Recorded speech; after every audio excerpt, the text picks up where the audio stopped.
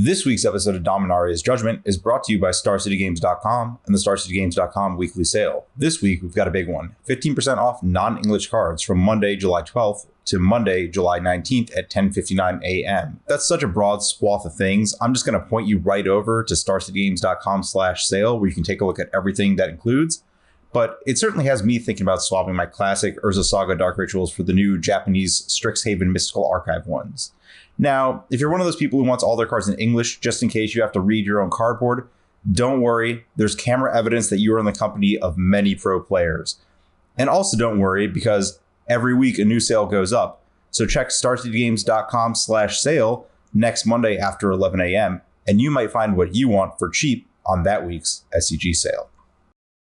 This week's Dominaria's Judgment is also brought to you by Coalesce Apparel, the #1 store for Magic the Gathering inspired apparel. Take a look at their t-shirts, hoodies, stickers, and just general stylings at coalesceapparel.shop. Then use gift code SCG at checkout to save 10% on your entire order. And seriously, I want to emphasize that sticker part. Shirts are cool, but you can send a targeted message with the sticker. Slap it on your deck box if it matches your commander, or if you really want to get inventive, find a way to slap the 3x4 sticker on your 2.5x3.5 Magic card, maybe with a sleeve, maybe with a hard case. You're inventive people. You'll find a way to make it work. So take a look at coalesceapparel.shop, check out their product lines like Wooburg Forever and Ravnica University, and see what catches your eye. Remember, use gift code SCG at checkout to save 10%. Coalesce Apparel and Design. No one made what they wanted, so they made it themselves. If you are looking to sell your Magic the Gathering cards, it's never been easier than with StarCityGames.com. Make the best of our 30% store credit bonus and the fastest turnaround time in the industry when you use any of our 4 simple ways to sell located at StarCityGames.com/sell. You can check out our buy list, box up your cards and send them our way with the ship and sell program. Come on into the Star City Games Center in Roanoke, Virginia for that personal touch. Or if you have everything, 500,000 cards, you want to store and you want to do some bulk, we'll come to you. And seriously, when we're talking about these large collections, Star City does mean they will come to you. The list of places goes from Ohio to New Jersey and elsewhere. Like, seriously, I've driven from Ohio to New Jersey. That is not a short drive. So head on over to StarCityGames.com/sell, that's SELL, for more details on all these great options and maybe clear up a little space in your life for your next project, even if that happens to just be even more Magic cards or another Commander deck.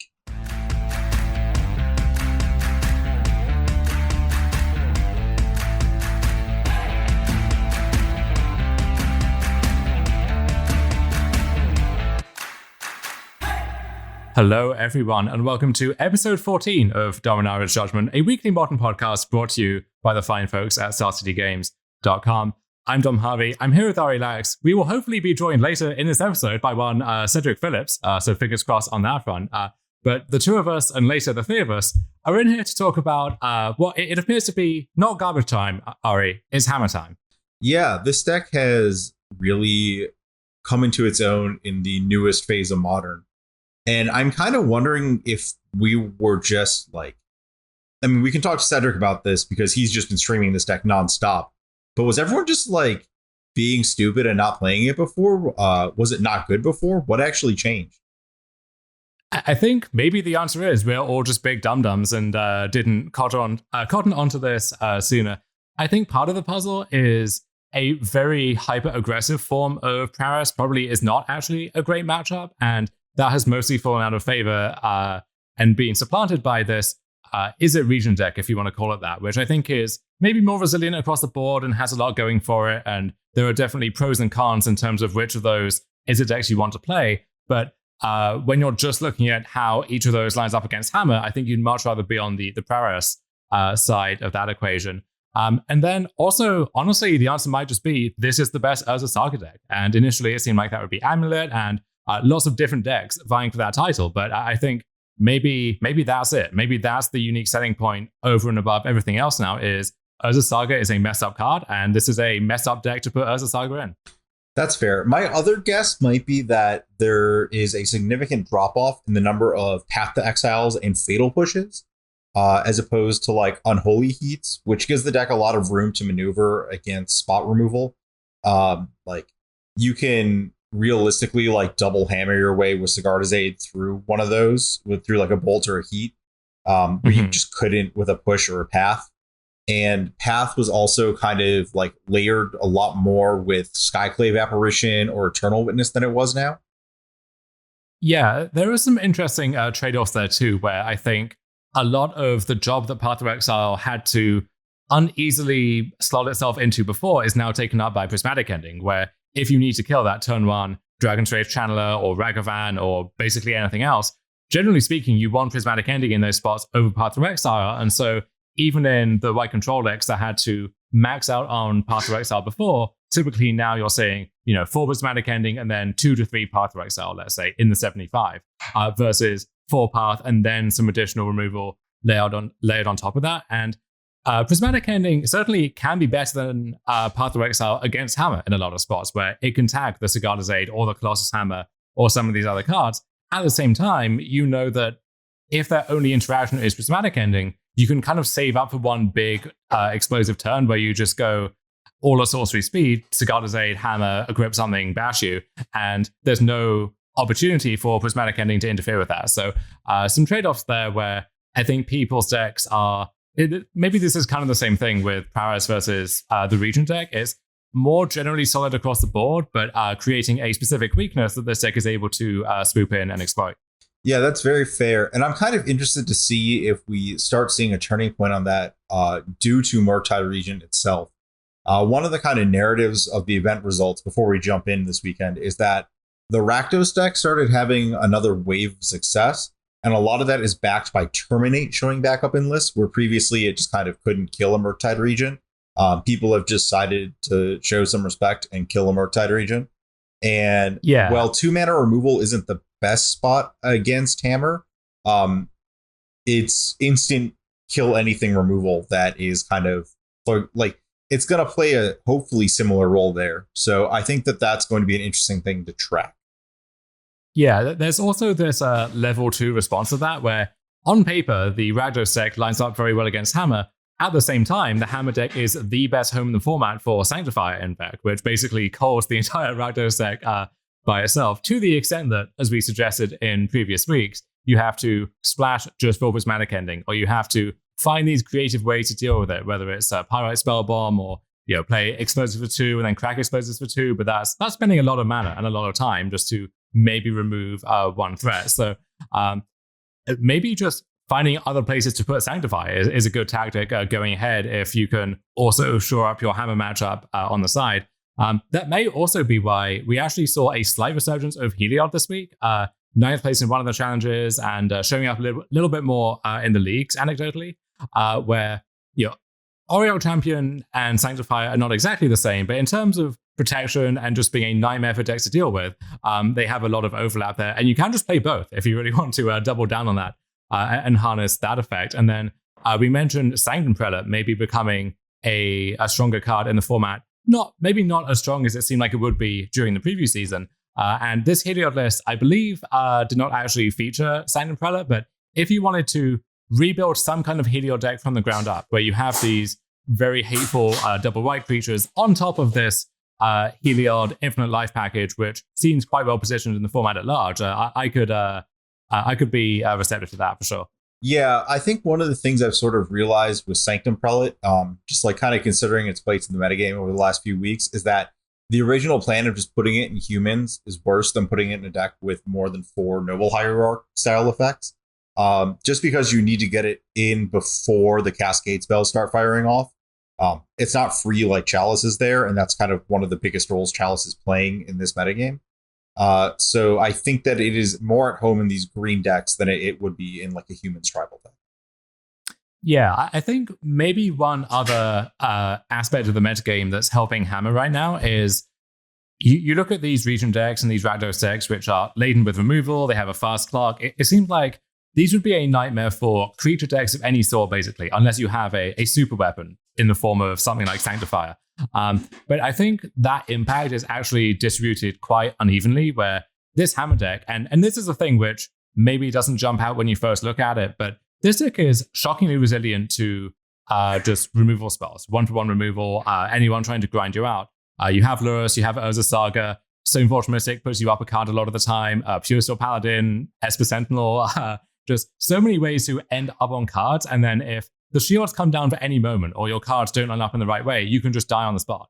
And so when you look at these kind of red-based removal-heavy decks, I think that boxes out a lot of the decks which otherwise might be quite good against Hammer. So Yawgmoth, for example, that deck seems like on paper, you have a fast combo.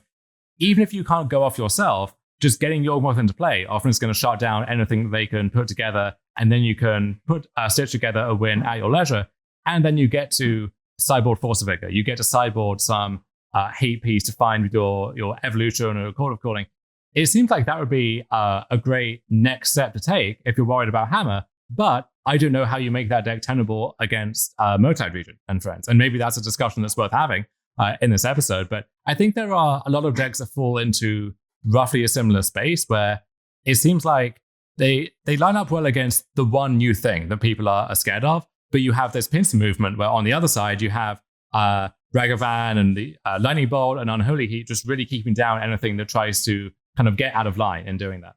Yeah, I think that what you literally described is the argument to going back to Heliod as opposed to Yawgmoth, because Heliod does not die to removal and Yawgmoth does. At least when you're talking about blue, black, and red removal. Yeah, so maybe that actually is the response now. It's coming full circle and re-exploring Heliod. And as someone who was playing Heliod way before it was cool, and now it may be starting to be cool again, what direction would you be looking there? If you were kind of rebuilding the deck with that focus in mind, where would you start? I would be thinking about Prismatic Ending. I think the deck as it was initially constructed is going to struggle against Ragavan very specifically. Like, I don't know, like, what does that deck do against Ragavan on the draw? And it might be the kind of thing where you have to really consider, like, well, there's not a lot of Lava Darts, so it's probably time to go back to, like, Noble Hierarchs as opposed to Utopia Sprawls so that I can keep my collected company hit count up. And then from there, my Prismatic Endings are also better because my colors are going to flex more if I'm, like, Birds plus Nobling. That's kind of the direction I would be aiming with the deck. Yeah, we did see beneath the dominance of Hammer at the top. So in the Sunday Challenge in particular, 4 copies in the top 8, 3 in the top 4 there, and then littered throughout the top 32 as well. Beneath that, in the top 32, if you look deeper, you see some of what we were talking about last week with these I wouldn't call them spell combo decks, but decks that don't really need to play to the battlefield and are flush with removal. So we have 2 copies of Bring to Light Scapeshift, where you have your Lightning Bolts and your Prismatic Endings, but then you can also suddenly win the game with Bring to Light 4 Scapeshift or Valky or find a win in there somewhere. You get to play cards like Ren and Six and Teferi, Time Raveler, both of which are great right now. And then also the 5-color Niv Mizzet deck in there too, where you can question, firstly, do we need the extra 20 cards in here still? Do we need this specific mix of Vindicates and Kaya's Guiles and so on? But I get the appeal of, in the world that we live in now, wanting to load up on stuff like Prismari Command, Colligan's Command, these cheap, flexible removal spells that can kind of shoot down multiple things at once. But maybe the best example of what I'm highlighting there is in second place, amidst the sea of Hammer decks, is the 4-color Velomachus Creativity deck, which I know you ran through its paces last week. You were not impressed by. I agree that the deck has some severe structural flaws, but in terms of the recipe that you want to be Hammer, you can win the game on turn 4, and you will win the game eventually if uncontested. But then you also have all of these cheap removal spells and interaction, and you can sideboard stuff like Wear Tear, which is a fantastic card right now.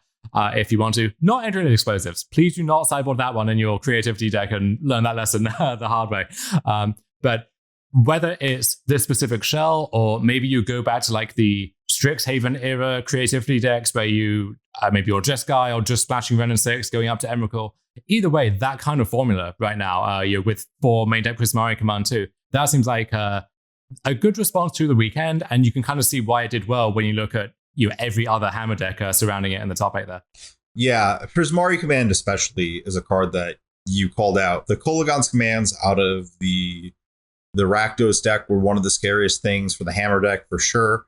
And, Sanctifier obviously exists as an answer. But if you're in the in the business of Prismari commanding, you aren't obligated to play red and black cards. You can find ways around that kind of nonsense. And I think that the Through the Breach Emrakul stuff probably is not at its best point right now. I don't think that those are the best. Like, I don't even know if Emrakuling someone is good against Murktide Region. As weird as it is to say, like, you might just be like, oh, that's an 8/8. They can sack all their other things, or like Ragavan Treasures or whatever. But I guess I agree that the Time Warp Velomachus deck is in the right ballpark. I think one of the other things I kind of want to question is, so I don't love the Cascade decks against Hammer. It just feels like too easy for the Hammer deck to go under them.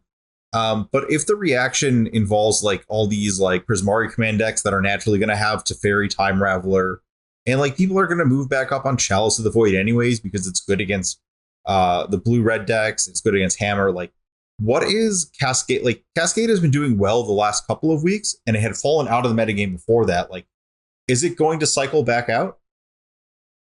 I don't think so, just because your game ones against most of the decks that otherwise would feature Chalice are still pretty solid, I think.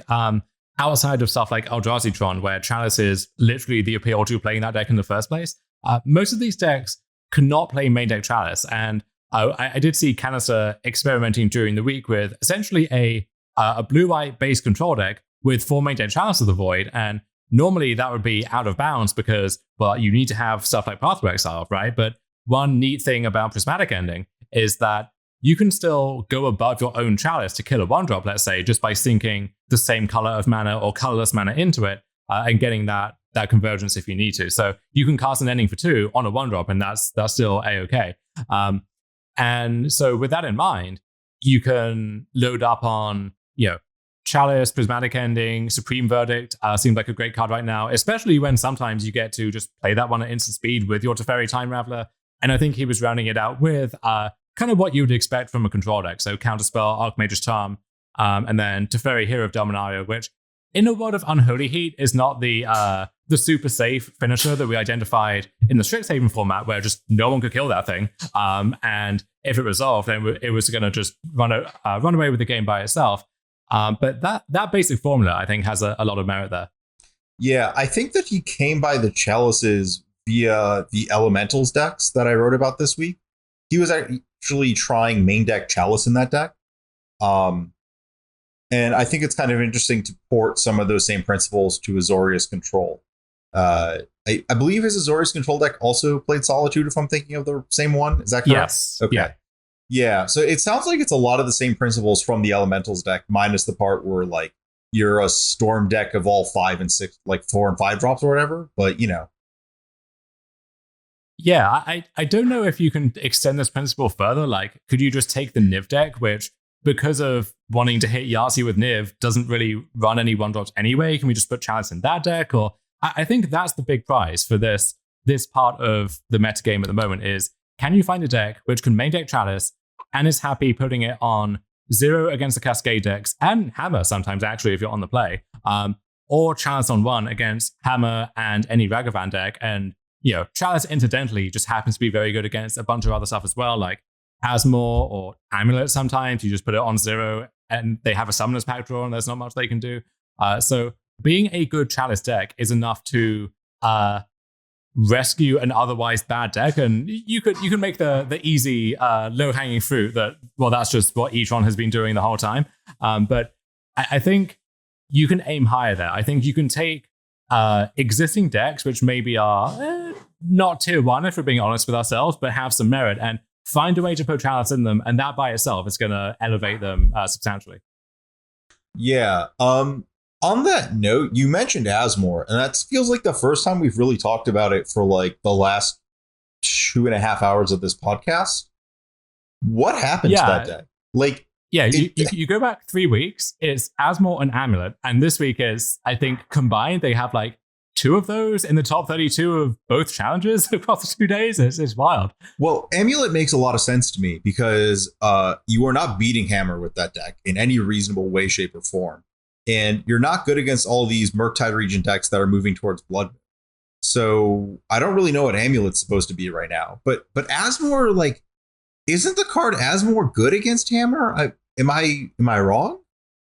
No, I think you're right, and it seems like it certainly should be. I think if you're all in on Asmore as like your prison piece almost, then it gets worse in post-board games where Urza Saga can find Pithing Needle or other ways to shut that down, and they just have more interaction in their deck in general. Maybe there's also the thing that you spoke about with the damage-based removal, where depending on how much food you actually have access to, like if they're going off quickly, sometimes they can just plow through one Asmore activation if they have 2 copies of Hammer, or they have 1 shield with Giver of Runes or something, and that's enough to get them through. But yeah, it seems like you should be able to build an Asmore deck that is good against Hammer. I don't know exactly what the supporting cast is. Like, are we still in blue here for some combination of Urza, Thought Monitor, Emery? Are we going back to black-green? Is there some is there black-red? Is there some other color combination we can dabble in? Not quite sure what the answer is. It seems like maybe there is a black-red deck, right? Like if Colligan's Command is good right now, or hey, Prismari Command, maybe we're back in blue-red for that. I don't know exactly what all of the other pieces are, but it seems like something in that space should be fine. Yeah, I think maybe the question is, how are you beating the other Ragavan Dragon Rage Channeler decks? Because it seems like the issue with Asmore over the last few weeks has been getting slowly pushed out by these decks that are taking relevant game actions on one that will cascade the way game if they aren't answered immediately. And then that puts it on these kind of early Asmore or bust draws. And even those can be broken up with Lightning Bolts or the right set of Shatters. So maybe finding an out to that is where you need to be. I will say, I guess maybe I'll save that for a little bit from now, but I think there is another good Hammer exploit in the format that I will admit that I was wrong about in the past once we get to it. Okay. Are we getting to it here? Are we getting to it in Nonsense of the Week? How ambitious are we talking here? Well, I think the next thing we wanted to talk about before jumping into the Mono Hammer time discussion is kind of revisiting the Adventures in the Forgotten Realms discussion from last week, now that we've actually had a weekend with results. And seeing just what we think, we're going to be putting up some top 5 lists on StarCityGames.com this week, along with a bunch of the other content producers. And one of those is going to be top 5 for Modern. And it's kind of cheating for that one because it's like basically a full week of events with the set before it goes up. But like, what was there that we undervalued or didn't discuss that you now have your eye on? So I would say we were both quite skeptical of Tasha's Hideous Laughter in Mill. And there was a Mill deck from the top 8 of the Saturday Challenge that then got top 16 in the Sunday Challenge, I believe, with 4 copies of that card. And I heard a lot of horror stories across the weekend of, I think, someone playing the Hammer deck, just getting one hit KO'd by that card, essentially, in conjunction with, one other Mill effect. It feels like, against the Lurus decks in particular, you look at the Hammer mana curve, one of the best arguments for that deck, just on a fundamental big picture Magic basis, is it's so low to the ground, it uses its mana so efficiently, its curve is not just low enough that it gets to play Lurus, which is a big deal in Modern, but so low that it basically goes underneath everything else. And that is, by and large, a good thing. It is terrible news against Tasha's Hideous Laughter because the average cards milled against the Hammer deck has got to be astronomically high, especially when a lot of the spells are, you have 8 zeros, you got your Memnites and your Ornithopters, and then a bunch of just like 1s, and then maybe some 2s, like your Mystics and your Paladins and so on, but really not that much. And so you could actually conceivably, especially if you're on the play, just race the Hammer deck with Mill if that card is part of the mix. Do you want to know the total mana cost of the stock Hammer deck? Not like the average, like literally the 60 card total. Hit me. 41. Okay, so if you draw 2 copies of this card, that is game over, as long as you have the chance to cast them. I'm pretty sure I did that math right. Yeah, it's like, you have 8 zeros, like most of your other cards are 1s, like there's even more. It's not a lot.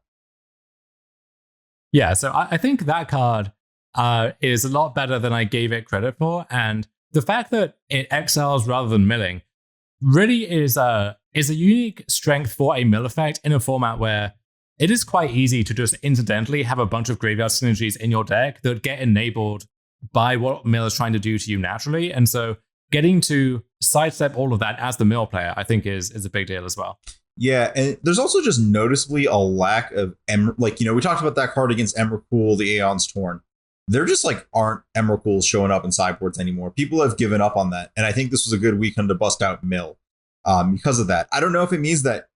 See, the problem is that it was a good weekend this weekend, but we're talking about it, and just that means that 10 more people added an Ulamog or Emrakul or Kozilek to their sideboard, right?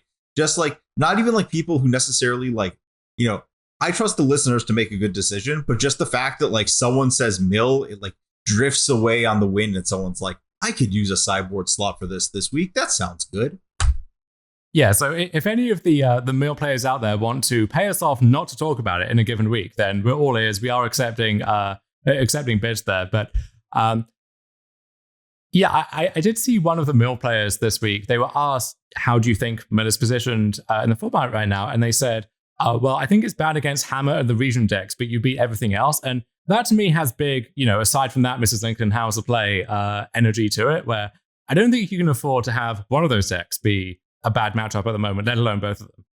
Yeah, it's that did not sound like an appealing argument for the deck. But maybe they're just trying to convince everyone the deck is unplayable so they don't have cost. Oh, the long con. Yes. Yeah, I should have given them more credit.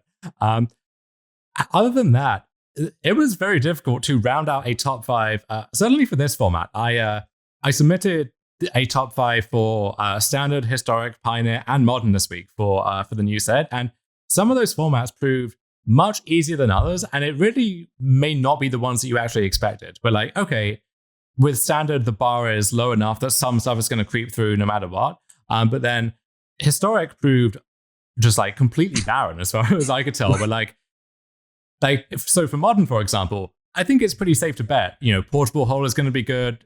Tatto's Hideous Laughter is going to be good just because of these constraints on the format. But with Historic, it's people play more expensive stuff. So neither of those things is really true. But then what other cards am I meant to be excited about? I really need someone to help me out there. I honestly almost submitted my Historic list as please, WotC, ban, Brainstorm, Demi-Lich. And those would be the 5 cards. Just making a creative form of protest there. Yeah. It's, it's really hard to anyways, not our format. Just please don't put Brainstorm in Modern. That's all I'm asking. Yes. Maybe Faithful Suiting back again. Who knows? One day can have that one as a stretch goal. But I found that I had to round out my top 5s with some speculative picks, which I don't think are good, but which I want to be good. And bundling the two of those together were Treasure Vault, just as an untapped artifact land joining Darksail Citadel. I don't know if that's the missing piece of some mostly colorless artifact deck that wants to be doing some stuff in that space. But then one card which was not on my radar whatsoever when we recorded last week, and so I thought I may as well mention it now, is Deadly Dispute. Ooh. So this is 1 and a black. As an additional cost, you sacrifice an artifact or a creature, and you draw 2 cards and create a treasure token.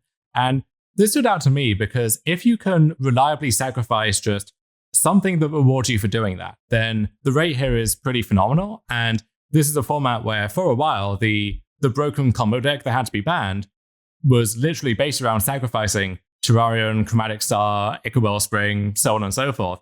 And it seemed like the infrastructure is there to really push that hard if you want to. And to be fair, we did have Perilous Research this entire time, so we could have been doing this. But I think that getting a treasure back on the back end there to get towards, you play this on turn 2, draw 2 cards, maybe another card from your star or something. And then on turn 3, you have 4 mana for, maybe it's Urza, maybe it's Tezzeret, Agent of Bolas, whatever your big payoff is. I think the treasure token really helps you jump up there. And it did strike me that Perilous Research, if you do want to double up on that effect, very good with Urza Saga, where, with that 3rd chapter on the stack, you basically just get to draw 2 and sacrifice the outgoing Saga for free. So I don't know exactly what else this deck is meant to be doing, and maybe that's the problem here is a whole lot of nothing, but that kind of interaction stood out to me in a set which isn't promising much else. That is pretty interesting. I do want to briefly touch on the one card that I noticed after the fact that we forgot it, but Treasure Vault is like an extremely boring card for Modern, right? Like we just didn't talk about it last week because it's literally just like artifact, land, end of card, right? Like, do you really want to play? Yeah, you could play 4 of this for Darksteel Citadel and a bunch of Mirror Enforcers. Is that good? I don't think so. Yeah, maybe if there's something that triggers off artifacts coming into play where like it triggers off the vault and then you make a bunch of treasures and that all triggers that at the same time, or artifacts dying somehow. I don't know what that would be, but if you care about like artifacts shuffling between zones, then I have the card for you. Yeah, and I think it's probably, we haven't mentioned it yet, but there was a card from this set that put up a lot of numbers last week, and that is because it's in the Hammer deck right now. And that is Ingenious Smith, 1 and a white. And we didn't like see this one at all last week, right? We didn't discuss it as far as I remember. No. 1 and a white, 1/1. When it enters the battlefield, impulse for an artifact. And then whenever an artifact enters the battlefield under your control, it gets a counter and then only triggers once each turn. But like, this card kind of pairs weird. Like you can Urza Saga on their turn for extra counters. I've been like oddly impressed with this card. I've been doing a lot of draft and it's looked really good there. Just like the amount you need out of this card. Like if it triggers once and draws you a card, like how much more do you really need out of it? I mean, in Modern, obviously you need a bit more, but like the floor on this card when you're able to build a linear deck around it is fairly high. Yeah, I played against the challenge winner who had this card in their deck, and I asked them how it was because it seemed like a neat idea, and they said, well, I thought it was going to be bad, but everyone else said it was going to be good, so I played it, and I hadn't been happy with it. So that's one verdict. We'll see if our other resident Hammer expert has anything else to say on the matter. I guess my reservation here is, first of all, 2 mana is so much in this Hammer deck, which is a weird thing to say, but that is part of why the deck is so good, just using all of its mana so efficiently. And also the extra redundancy on maybe finding a hammer or something.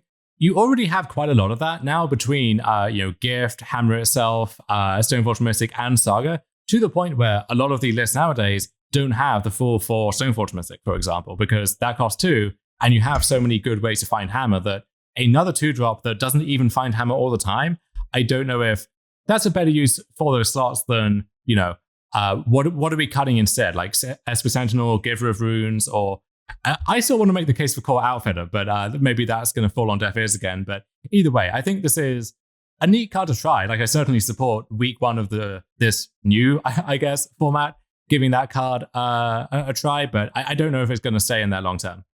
Okay, I mean, like you said, it does cost 2. I have higher hopes for it just because I think that it leverages the Urza Saga side of the deck really well, but I guess we will see over time.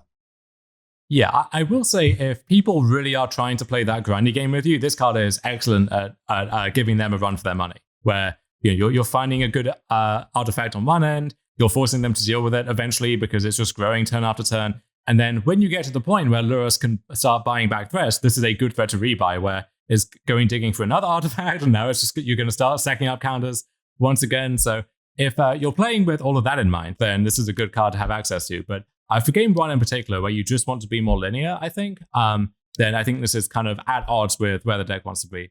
Yeah, I would struggle to play it as a sideboard card over something that has like protection from colors.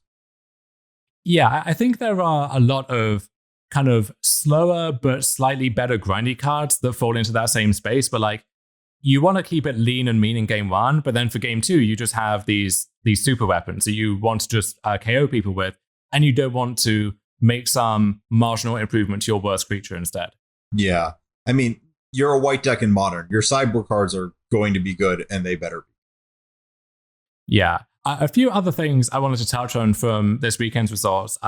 Stefan Schutz, Mental Misstep, who you will recognize as prolific grinder, brewer across multiple formats, playing this Mardu twist on the Rakdos deck with Prismatic Ending, as many people have started doing. But notably in Stefan's list, Scourge of the Skyclaves as a 2-drop, but no Death Shadow. So it's very rare that we see anyone splitting the difference on those cards, where usually if you have one, you can expect to see the other. But I like this recognition from Stefan that the Rakdos shell maybe just needs some hard-hitting 2-drop as another threat, and when you are not running Death Shadow, you have more room for other threats that can help to enable that. And so, I like taking that Sacred Cow out of the question, where like we don't have to contort our mana base and play all of these fetch lands and shock lands beyond a certain limit just to support Death Shadow, when we can get the card that we actually want and just leave the other one by the wayside.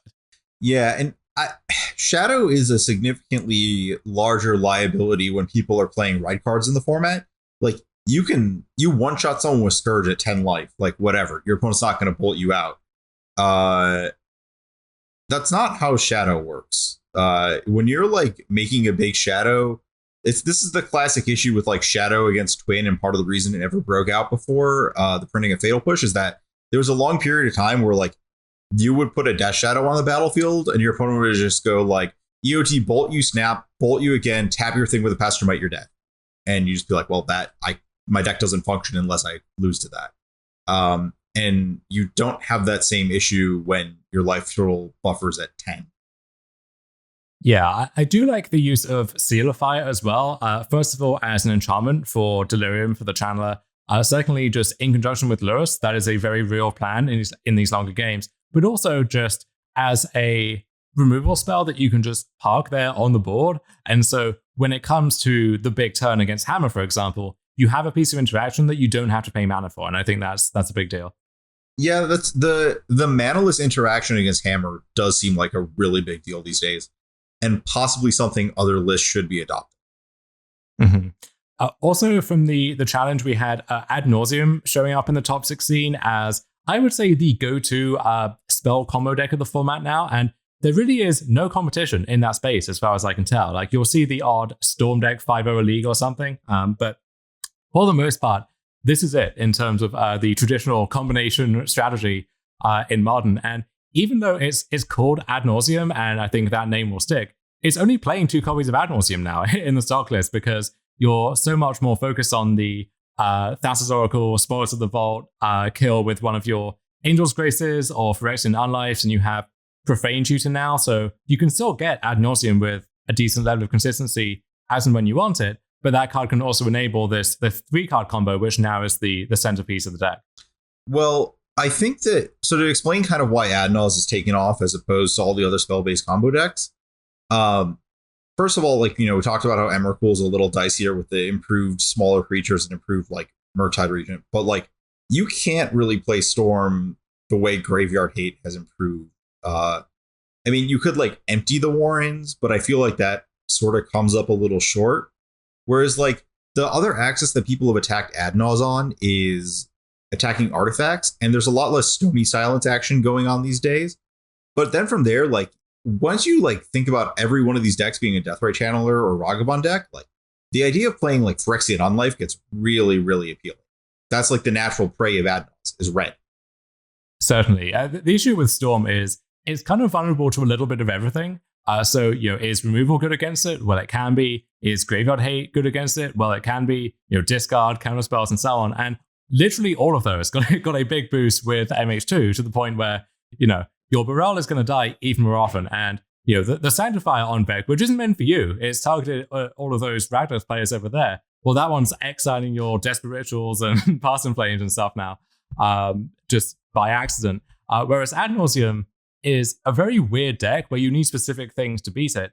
The one reservation I have is some of those specific things are cards that people will now play in high quantities anyway. So the issue before, and admittedly, this was more of an issue when you had to get up to 5 mana to cast Ad Nauseam in most games.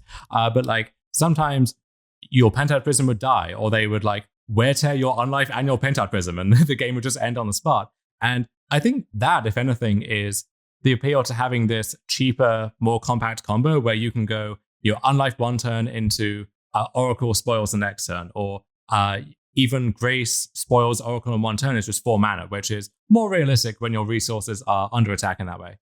Yeah, I wonder if, so you're mentioning Wear Tear as, again, attacking the mana, and I think that that's still an issue even with the mana compact combo, but I wonder if the reaction to Hammer may actually be a problem for this deck. Yeah, there are so many decks, including, maybe another deck that we'll get onto later in the episode, where they seem like just decent decks on their own merits, but you place them in the larger context of the format and what people need to do to attack Hammer, and they're getting so much splash damage that isn't meant for them, but which is certainly going to have that effect regardless. Yeah. Anything else from this week's results that you want to get to, or does that pretty much cover everything? There's some nonsense or whatever that we can say for later. I know that for your column this week, you wrote about the Elementals decks, and people can find that over on SCG Premium, which we, of course, highly recommend subscribing to get our content and everyone else's. What's the elevator pitch for that article, if you want to entice people to go over there and read that? Your deck is all free spells, and you have I think that this is like the first time people have really started looking at Risen Reef as like glimpse of nature that also cantrips. And when you get to combine that with all of the free elementals, which are also just great cards in their own right, that's kind of the pitch to the Elementals deck these days. It's like not actually trying to spend mana on things. It's literally just like Risen Reef and free spells. Like Omnath, also a free spell. Yeah, it's almost like a weird pastiche of the Cascade decks where you have this 3-drop enabler or payoff card, and then a bunch of free spells which you can technically hardcast, but you don't want to if you can avoid it. But because you have so many good free spells, it's like you can afford to fall behind in the early game, and then when you get to turn 3 and you stick your Risen Reef, you just go off and you get back to parity and then take the advantage all in one fell swoop. Yeah, I will say, I think right now I would take a close eye, just go through the deck list and count the Blood Moons. That's the real issue with the deck, because you are like a 5-color pile. And I mean, people could torpor review, but whatever. They're not going to do that to you. That would be too mean. But Blood Moon is the more commonly played hate card that would make me consider avoiding this deck in the medium term. Yeah, so with that, I think we'll take a short break, and then hopefully, if I'm looking at my watch, when we come back, it'll be Hammer time. Are you looking to start your ventures into some dungeons, fight some dragons, or maybe just play some more pacifist roles with a deck of Magic cards? StarCityGames.com has you covered with pre-orders of Adventures in the Forgotten Realms singles and sealed product. Visit StarCityGames.com/previews to keep an eye on the latest singles previews to pre-order, or head over to the sealed tab to pick up your boosters, whether that's your basic draft, basic set, or the higher level collector variety. Whatever you want to order, it'll ship right out when the set releases on July 23rd, so you can fill up your spell slots for whatever Magic the Gathering you plan on playing next. All right, people, Hammer time is upon us, and we are joined by the man whose job it is to bring the hammer down on us when we step out of line, the one and only Cedric Phillips. Welcome to the show, my friend. Thank you so much for having me. Feels great to be talking about Hammer and just talking with you guys on your very successful Modern podcast, which I listen to every week, not because I have to for quality control, but because I like to and I want to for your ridiculousness every week or nonsense of the week at the end, but also just because Modern is pretty rad right now. Yeah, I would say a friend of the show maybe doesn't capture it when you have the power to cancel the podcast at any moment, but, sympathizer of the show, we have the same ultimate goals here. You guys are crushing it. I've been enjoying it quite a bit. I know you had Doomwake on, you had Patrick Sullivan on. We're just going to keep rolling in guests here. At some point, when Dredge is good again, you can get Sodek on here. Grixis apparently is pretty good, so maybe there's a Jerry Thompson appearance that needs to take place. Who knows? But fortunately, Modern continues to be pretty awesome. Well, at least since I'm winning at it a ton, it's awesome. Yeah, let's talk about that, because you have been back in the streaming game a little bit more recently, and a lot of that has been with Hammer Time, which somehow I think the consensus now is the best deck in Modern. Not a phrase I thought I'd be saying about this deck anytime soon. So that's been a weird question. I mean, that's been a weird thing that's come up, which I'm actually curious about your guys' opinions about too, because to me, this deck it has proven that it's not a glass cannon. People have tried various hate cards, Kataki's, Kolagon's commands. Like they assume like if they draw one Kolagon's command, it's like game over, like a wear tear or like engineered explosives, whatever. And those cards, I've beaten all of those cards and then some. So I can't say the deck is a glass cannon, but I do think that people have not taken it seriously enough to like actually go like, oh yeah, right, I need like a game plan and have to know how this deck interacts at every stage of the game, as opposed to just thinking, oh yeah, I just kill the thing with a hammer on it and they're dead. That's how it works, right? And that's obviously not how it works. So best deck is a weird title to give to it, but I do think it is like one of the best options in Modern right now, but it feels like that could change seriously in 2 or 3 days. I don't know how you guys feel about that. Well, I guess I have a follow-up question to that because I have not gotten into the bonking seat since the release of Modern Horizons 2. And how much of your new wins are just like making construct tokens and bodying people with those? Well, against it feels like against the Thoughtseize Inquisition style of deck, it shows up a lot, right? Because they really don't have a great way to interact with Urza Saga, which, you know, most people don't. Where you really gotta want it if you want to interact with Urza Saga. But it's a noticeable improvement to the deck that the deck didn't have before, having this land that cranks out tokens and also cranks out equipment or gets a pithing needle, or if you really want to get fancy, gets a welding jar, whatever. Like all of those things that Urza Saga does are all very, very important. And the construct wins, they do happen, I think, more than I thought they were going to, because, you know, I was just kind of like, I don't know, you make a 2/2 and a 3/3, but the reality is you're making like a 5/5 and a 6/6, and then Shadow Spear wears one of them, and it's a 7/7, and the lifelink matters and the trample matters, and all of a sudden your opponent needs 2 removal spells to beat this thing. So the construct wins happen way more than I was expecting, and now it's just become a really cohesive deck as opposed to a glass cannony. I really hope I draw hammer plus donk, and I win that way. I think that's why maybe people are not respecting it as much as they should, or even the people who think they are respecting it are showing up with the wrong tools to beat it. Where certainly before Modern Horizons 2 came out, you look at the deck and it looks like such a gimmick, right? Where you have one piece of interaction or your one artifact hate card, and then it's, oh, well, nice mem, nice idiot. But it turns out that the deck is a lot more resilient than that and more consistent than that. And the cards that you think are just generically good against artifacts, a lot of those are not really good against this deck. So you think back to the days of actual affinity, as we still used to call it, even when all of the affinity cards had left the deck, where, you know, you drew your Stony Silence in your opening hand and you legitimately were 80-90% win, maybe, unless you were Alex Matroton or something. And now that this deck, I don't think there's really an analogous card. Like even the stuff like Force of Vigor, Wear Tear, Colligan's Command, which is good. It's not like it wins the game by yourself if you draw it, and you can mulligan to 5, and if you find that card, then you're still liking your chances. Yeah, so it's kind of weird, right? Because I'm not trying to come in here and do like the undersell so people don't take the deck seriously. Maybe I am. Maybe I just lied. But I'm not trying to do like the oversell either, where I'm like, this deck is completely busted and it's unbeatable. But one thing I've been doing recently, and I know, Dom, you've been kind of watching my stream on and off a little bit recently, is like at the end of the game, I've been counting how many removal spells my opponent's drawn and just go like, okay, so 2 bolts, a K command, a terminate, a Snapcaster Mage, you're dead. All right. And it does have this really weird affinity feel to it, right? Where it's like, yeah, I drew a grudge, I flashed back my grudge, I bolted the thing, I played a Tarmogoyf, and then I died to Cranial playing on an Ornithopter or a Volt Scourge. What the heck went wrong? And so Affinity is a really unique comparison to this, but the thing that you just brought up, I think, is also really interesting too, where when you were playing Affinity and someone like played a Stony Silence against you, and you boarded in cards to beat Stony Silence, obviously, but you didn't draw them, you were just like, cool, my deck doesn't function.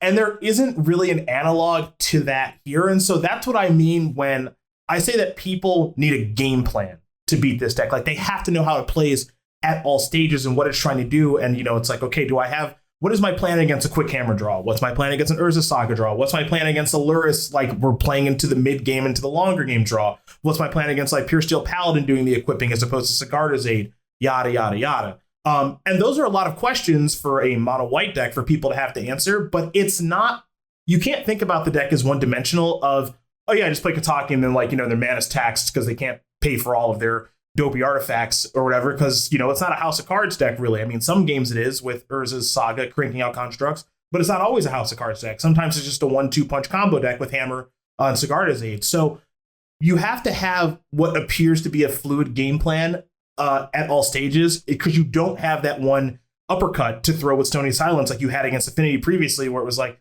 yeah, I'm just going to play 4 of these on my board and, you know, mulligan to 1 and then you lose now. Yeah, Ari and I went over this in the opening segment a bit, but you understand why people would instinctively turn to their lightning bolts and their fatal pushes and so on as a response to this deck. But if you just look at how the deck is constructed on paper, first of all, you're a Luris deck. So you start with an 8th card, And that 8th card usually is bringing back a 9th card at the very least. So you have to grind through all of that. Urza Saga makes 2 threats and then finds you a 3rd card, which can be a 3rd threat. And then you have all of this stuff like Stoneforge Mystic finds you a card, Pure Steel Paladin into an equipment draws you a card, Esper Sentinel, Ingenious Smith, if you're that way inclined, which I guess we'll get onto in a little bit. So many ways where if your opponent is just trading cards 1 for 1 with you, you're going to win in that exchange. And then if you can't beat them on cards, maybe you beat them by trading up on mana. So, your 1-drop removal spell trades with their 3-drop or their 4-drop. But that doesn't happen because this deck has the lowest curve of any deck in the format, basically. That's part of why it's so good, part of why you get to be this great Lurrus deck. So that traditional axis of fighting the creature combo deck with removal just doesn't really add up here. And I think that's part of what's really appealing. I know that you guys reference Patrick Sullivan quite a bit on this podcast. Proof that I listen, by the way. But 1 mana cards, 0 mana cards, this deck has like the lowest curve in the format. You have 2 mana cards. Your most expensive thing is Activate Saga or grab Lurrus and then play Lurrus and then do a thing. So that means you're just going to have multi-spell turns regularly, which is just kind of broken in Magic in a general sense. But then also, it kind of, the deck in a weird way, like it kind of blindsides you with its power level in the same way Affinity did previously, right? Because the Memnites and the Ornithopters that Affinity had and the Signal Pests, which this deck doesn't really have, but like those same cards, you look at those cards and you just go, those cards suck. I'll work my way around those. But like, they kind of matter. They're part of the Hammer, Sigarda's Aid kill. Unfortunately, or fortunately, depending on how you look at it, this deck doesn't have access to Mox Opal. I think it'd be out of bounds if it did. But it also makes the Urza Saga cards matter. There are games where, if you care about the whole Shadow Spear on a 2/2 or a 1/3 flyer or stuff like that, like it all just kind of weirdly adds up to a nice package. But that all works out because the spells are all 0, 1, 2, and then a little bit of 3 mana going on here. So you just have games where you're just playing multiple spells a turn regularly. I mean, it can even kick off just like the turn one Spring Leaf Drum hands, that we see with this deck, which kind of mimic Affinity. You think about like what you're putting out there, which is like, Ornithopter, Drum, play a Sigarda's Aid. Like, is that big of a deal? Or like Steel Shaper's Gift? And it's like, yeah, it kind of is, because I just got to do like 3 game actions on turn 1, and it doesn't really matter what those game actions are. I'm just doing something, and you're doing less than I am. So in that, you had mentioned some of the like Affinity style filler 1-drops. This deck's filler 1-drops typically are Giver of Runes and Esper Sentinel. How good are those cards of the deck? Because there's, the occasional maniac who shows up with a Cranial Plating and none of those in the event results. All right, so the Cranial Plating, I'm just going to, if people are still doing that, let's just move on from that. Let's just pass on. Okay, we're done with that. Yeah. And like the 4 like white-black lands, Silent Clearing to like instant speed equip, just that's nonsense. Get that out of here. Oh, so hold on. You're saying that you should diversify your canopy lands in order to... Okay, interesting. Oh, we're going to get to that now? Great. I'm actually... Okay, so in all seriousness with that really quick, because I'm going to be streaming in like 40 minutes, I went and got the canopy and the Sunbake Canyon for today's stream. Coward. I know. I'm winning so much without the diversification. But I'm actually, on today's stream, I'm actually going to have the right lands finally. This is like when those movie studios they subtly alter each copy of the script that they send out to people, so if it leaks they know who's responsible. And you kind of see the same signature on these deck lists, where if someone shows up with the 4 Silent Clearing or the 4 Sunbake Canyon or whatever, and there's no mix, that they just found a list, copy pasted it into whatever their rental service is, and they're good to go. They didn't of course they didn't sit there and try and like work out every little optimization. It is the second most asked question on my stream right now. Of course, the first being, when is the SCG Tour coming back? Which, spoiler alert, not telling you here either. So, yes, at some point, Sunbake Canyon, Horizon Canopy, Silent Clearing will have our split. Should be in today's stream. But, all right, to answer your question, how good is Esper Sentinel? How good is Giver of Runes? They're both fine. Because of the way the deck plays, Esper Sentinel is... I'm not going to say it's always going to draw you a card, but it plays in such a fashion that the deck, because it has this kind of combo nature to it, where you are going to probably draw a card or 2 cards, or it's a thing where the opponent has to kill it immediately in order to continue to play their game plan, because you don't want to give this deck more cards to get closer to its combo to be able to play Sigarda's Aid and then like 2 hammers in the same turn, whatever, right? So the fact that it's an artifact matters for Pure Steel Paladin, It matters for Urza Saga. So like that actual line of text is also pretty nice. When it's wearing a hammer or a shadow spear, means it's more expensive with regards to having to pay the tax. Obviously, when it's wearing a hammer, no one can pay the tax, so you're going to get a free card that way. So all those little incremental things kind of add up. But I think the most important aspect of the card is, frankly, that it's a 1-mana spell to play that actually just kind of gets the party started. As far as Giver Runes is concerned, it's kind of more of the same. Like, does the protection aspect of things come up? Sometimes yes, sometimes no. But does the threat of that actually matter? Sometimes yes, sometimes no. But when it matters, it really, really matters. And then, your red-based removal decks that have bolts and unholy heats and stuff, they got to kill that first in order to enact the rest of their game plan. Decks that have solitude, which are relying on, like, hey, I'm tapped out, you can't do anything. Well, actually, I have a Giver Rune, so I can, that sort of thing. It matters. In those areas, the unblockable thing does come up sometimes as well, to be able to force through your damage that way. But again, I think the biggest bonus of both of those cards is they're just 1-mana threats that actually just get the game started as opposed to doing nothing on the first turn. This deck just wants to do something on every turn, like I would argue most modern decks want to, and that allows the deck to do that. Yeah, and it also sounds like you're extremely opposed to the idea of like dropping Luris so you can fit some living weapon or something in your deck. Ooh, no. Luris, busted. Yeah, I mean, still. I mean, this, obviously, and Dom, I imagine you know this as well, but like, yeah, Luris is... Do you remember how we just got to play that last year, just with no tax? It was a wild time. Yeah, that's insane to think about now, right? You imagine some of the Luris decks we have currently, like the Dragon's Rage, Channeler, Ragavan decks, or even this deck, and you transport them mentally back to that era. It's like it doesn't even bear thinking about, right? Like, how is this a thing that we were able to do? And it's been so eye opening. Reading Sam Black's commentary on the set, where Sam was on the inside for some of this development process, and during that time, you had this. You saw the companions coming down the train tracks, but you were powerless to do anything about it. And so they were designing all of these cards and having to, add a mana to this card here, so it costs 3 instead of 2, so you can't just recur it with Luris over and over again. And it's weird to think about now how many of the new cards we're seeing were informed by this looming threat of those original companions.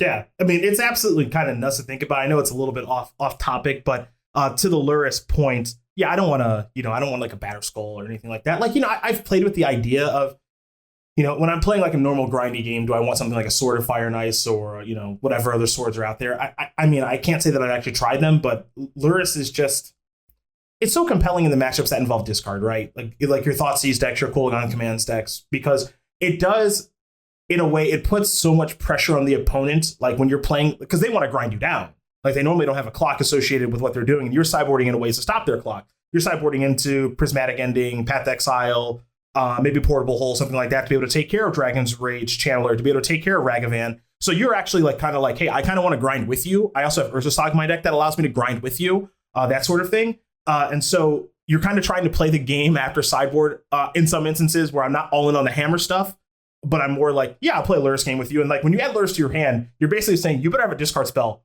right now. Because if you don't have a discard spell right now, your life is going to get really, really, really difficult. Just because now I play Luris and you have to kill that. And I'm not going to play Luris naked and not play something alongside with it. And then you have to kill Luris. And then if you draw your discard spell at the wrong time, it's embarrassing. Like all this other stuff that Luris kind of puts on the opponent pressure wise to have them have the right thing at the right time. It's just another bonus of this deck. Whereas I don't think that, having a Batter Skull for that situation is ever going to matter. One of the cards from Adventures in the Forgotten Realms that people have been trying is Ingenious Myth. So this is the 1 and a white 2-drop where when it enters the battlefield, you look at the top 4, you can get an artifact, put it into your hand, and then the first time an artifact enters the battlefield under your control each turn, it gets a +1/+1 counter. So this is, in theory, it's a kind of a redundancy on your hammer effect, and then you have enough artifacts, especially with Urza Saga, where sometimes you're triggering this on the opponent's turn and then again on yours. So you can make this into a serious threat in its own right. Does that kind of appeal to you? Have you been able to put that one through its paces yet? I'm not even going to bother. No, you're off it? No. You know what? This card is Militia Bugler all over again. Oh God. We don't need to relitigate that. Although, Cedric, you now have got me thinking, if you do cut Luris, the Bugler can find the Smith, and then the Smith can find you. Whatever. we don't need to go there. But it seems like the bar for any 2-drop in the deck is so high to the point where you see some people cutting that 4th Stoneforge Mystic just because you don't want to get clogged up on all those 2-drops where you're trying to goldfish people on turn 3. And so this replacement level 2-drop doesn't seem to have a place there. The one card that I personally don't understand why it's been cut from all these lists, and so that's why it's good to have an expert here to ask, is a Core Outfitter, where it seems like for those combo draws where you want to get your hammer, you want to get your equip effect, you have so much more redundancy on the hammer nowadays. You've got the hammer itself, as a Saga, Steel Shaper's Gift, Stoneforge Mystic. Often the choke point seems to be the equip effect, especially if your Sagada's Aid gets discarded or you have to run out the Paladin and it gets removed or something. You want to be able to have some flexibility there. It feels like having redundancy on that side of things rather than the hammer side might be more important. I guess my issue with Core Outfitters is just kind of a little bit low power. In my personal opinion, I kind of get where you're coming from. Like, I would rather play Core Outfitter than Ingenious Smith. I'll say that. But it feels like it's just a little bit low power. I have a little bit of leak in my game insofar as I don't really like to change things when they're working a lot of the time, right? Like, for whatever reason, like once I kind of get comfortable with like how my deck looks, I'm just kind of like, hey, I don't really need to change much. And if I'm going to change something, I try to theorize in my head why I'm making the change. Like, what problems is it solving that I'm having? Like, that's what I like to try to make a change as opposed to just trying a bunch of new stuff for the sake of trying new stuff, which I think is actually just a problem with how I approach Magic. But I'm being completely transparent with like, it's a thing that it's just how my brain works. So when I look at like Core Outfitter, I'm just kind of thinking to myself, okay, so what problems does this solve? Like, I guess in the draws where like I'm very redundant on hammer, like I can play a Core Outfitter and then cast a hammer, and then like I have a 12/12, which may or may not be good enough, I guess. Sure, right? Pretty bad on its own. You can make that argument with a lot of cards in this deck, but I think you can also push back on that argument a little bit too. So I'd say like it would be the worst 2-drop in my deck. It's worse than Stoneforge, it's worse than Pure Steel. And then like for the other creatures, it's worse than Giver, it's worse than Esper Sentinel. Memnite and Ornithopter play a role with her as a Saga and Springleaf Drum, and then Ornithopter Flies for hammer, all this other stuff, right? So Core Outfitter is just like on the outside looking in. And I feel similarly about Ingenious Smith, which is I don't have a problem with people trying it. It's a new card, seems like it would fit in, all this other stuff. But like, what problems is it actually solving? Because now that people are like, hey, I want to beat your deck. Okay, so like for the Kolaghan's Command people out there who are showing up, or people who are actually like bringing hate cards, I look at Ingenious Smith and I'm just like, I don't think that solves any of my problems at all.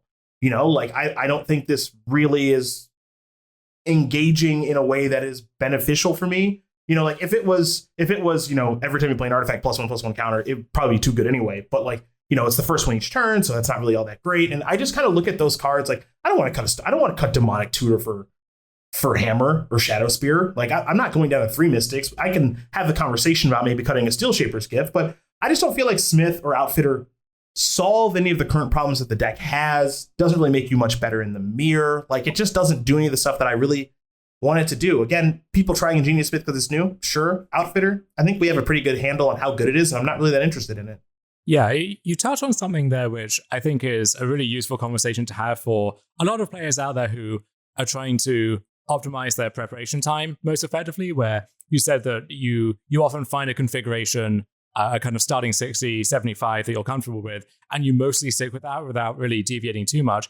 I think for people who, let's say they're trying to pick up the hammer deck for the first time or any new deck, or once they decide on a deck, they don't know which of the different builds or card choices they should be focusing on.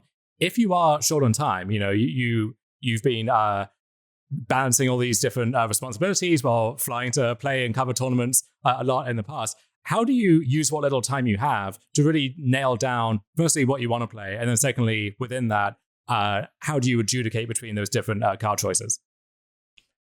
Well, I'm at my most lazy. I'm just, I don't know what won the thing. Like it's super lazy, but it's just a really honest answer. It's like, okay, like the deck list I picked up, like I think won a challenge, and I was like, I don't know, like I was playing humans. And I was like, okay, this deck's not good enough. I tried really hard with humans for like a week and a half on stream. I'm like, I feel like even in the matches that I'm winning, I'm getting pretty darn lucky, drawing the 3rd Reflector Mage or the 2nd Phantasmal Mage. And yeah. So it's like, okay, I don't think this is actually sustainable. Let's try something else. I actually don't really know why I came across Hammer, because for a while I thought it was just like a joke deck, but like I'm known for playing aggressive decks and I like playing aggressive decks. So I was like, I don't know, this will be sweet or it'll be awful and I can just move on pretty fast. And then I And then I was terrorizing everyone. I'm like, is this thing actually good? Because like, I'd never played Hammer beforehand. And I'm like beating the crap out of people. And I'm like, all right, this maybe is this fluky? Nah, I just keep winning. I'm like, 22-3, 35-8. And I'm just like, all right, I'm just going to keep doing this. And also it's just kind of fun screaming bonk really loud. So, I've just been doing that for a little while. That was going to be my opening question, actually, which was like, what got you on the deck in the first place? Because as the content coordinator for StarCityGames.com, how have you found this new kind of information era where my sense is it used to be a deck would break out at a Grand Prix or something, and then you would start to see it show up on Magic Online over time, or someone would write a column about it, and gradually that would trickle down. And now it's someone hits Mythic on Arena, they post a screenshot, and suddenly within like an hour, everyone is playing the deck. It's all people are talking about, and we file a piece for you, and then within a few days, some new deck has come out, and people are asking, why wasn't this in the sideboard guide? Like it is how. In a professional role, and then also in this capacity just as a Magic player, how have you found that kind of hyper-fast information age? Good question, Dom. Thank you. This is what you pay me the big bucks for. That's right. Good question. Okay, so information age. It's really interesting. So from a content coordinator perspective, we want to be on the up and up as much as we can, right? Something's breaking out. We want to cover it as quickly as we can because information is information, and our team of people at Star City is like it's top tier. I think it's best of the best, not close. But people come to our website and they want to see the best people talking about the thing that's breaking out. So we got to get to it as fast as we possibly can. Whether I believe it's legit or not, I have to cover it. Like my own personal bias aside, I need someone, myself or some you guys or someone on the website to cover it. What the heck's going on here, right? So that's important. And it's just important to you just have to keep up. And the way that I put it now is because Magic is cyclical and things move so fast, you have to get to things really, really quickly. One, because it just could get banned tomorrow, which just has happened to like 4 of Paulo's articles this year. Pretty brutal. Yeah, you didn't craft whatever that triple white book is yesterday because sorry. yeah, that's gone. So it could get banned like really soon. So you gotta get to it fast. But the way my brain works with it really is, it would be really strange, right? If I know you guys are like, you guys aren't like the biggest sports people, I don't think, but like you understand sports, but it's like, okay, so let's just imagine like the Super Bowl happens on a Sunday. You can't say Super Bowl, that's illegal. We just got fined. But let's imagine the Super Bowl happens, and it's just like coverage for the Super Bowl just happens on Wednesday. Even though the game happens, I'm pretty sure it happens on a Sunday, but like the coverage on it like trickles out on a Tuesday from like ESPN or something, and it's just like, what the hell, right? Like that would be extremely weird if that happened. And it's just like, where's your like up-to-date live coverage on it like right now as it's happening? Like your pre-coverage leading into it, and like coverage of it as it's happening on social media, so people can actually like sit on their Twitter or wherever they're consuming it while they got the game on a screen, and then like their browser open or their phone app open or something like that, and then like your immediate thoughts on it after it happening, and then like your more comprehensive breakdown after that, right? Like I very much subscribe to that model, which is you just got to be quick on it now, because once the Super Bowl's over, people are talking about free agency in football. And so if you didn't cover the Super Bowl within like 48 hours of covering it, maybe you've got 72 hours. People are going to be talking about, okay, well, the Tampa Bay Buccaneers, they won the Super Bowl this year. People are talking about like, oh, what are they going to do in free agency now? Like literally 3 days later. And it's kind of like, hey, they just won. Could we like give it a minute? And the answer is no, we can't, because people are just moving.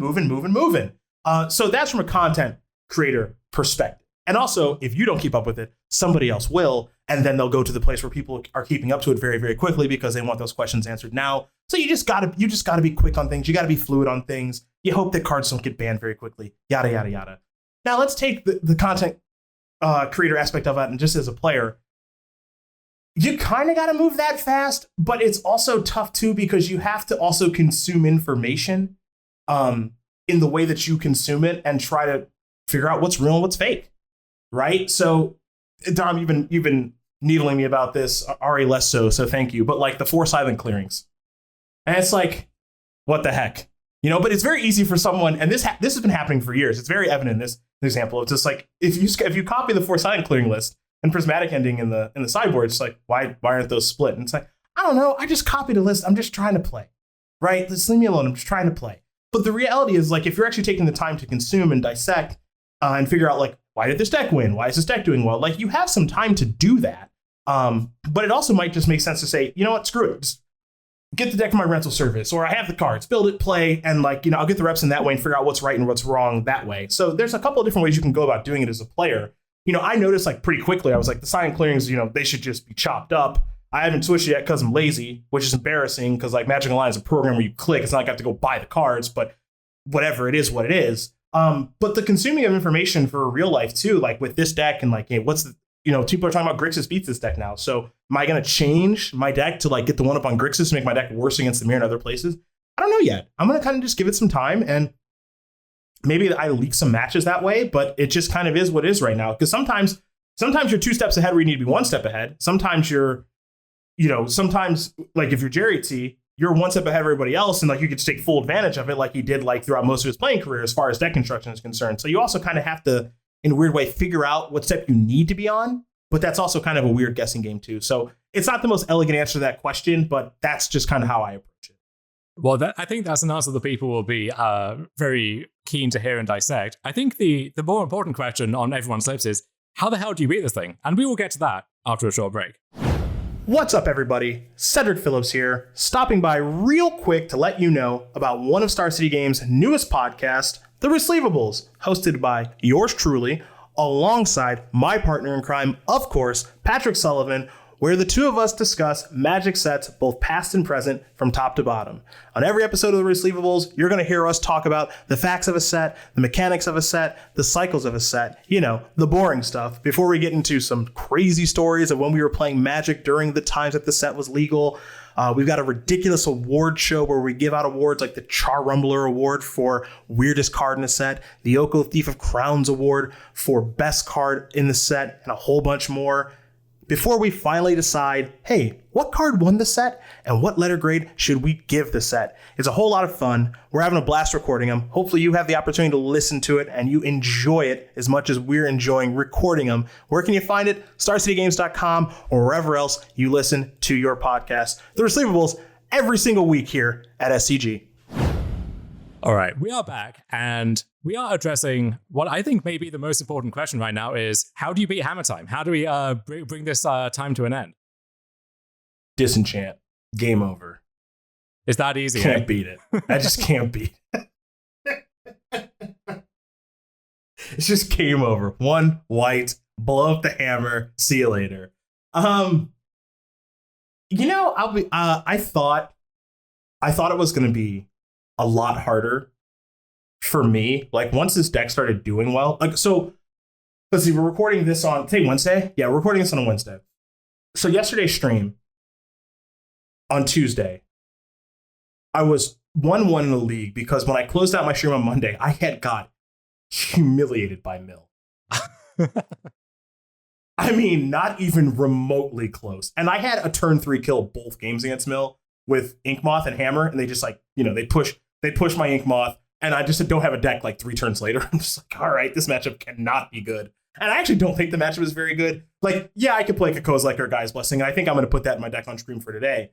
But it's all about having a game plan, man. It's not as easy as just, as we talked about at the beginning, Stony Silence, draw it, mulligan to it, wrap it up, you know, Leyline to the Void, draw it, you know, play it before the game starts, wrap it up. They can't really function. It doesn't look like that. It's got to be a game plan. And that's why I think that Grixis is pretty good against it. I know Jerry on the premium side of SCG wrote about Grixis and like why it's back and why it's good again and how he's building his deck and addressing Hammer and everything else.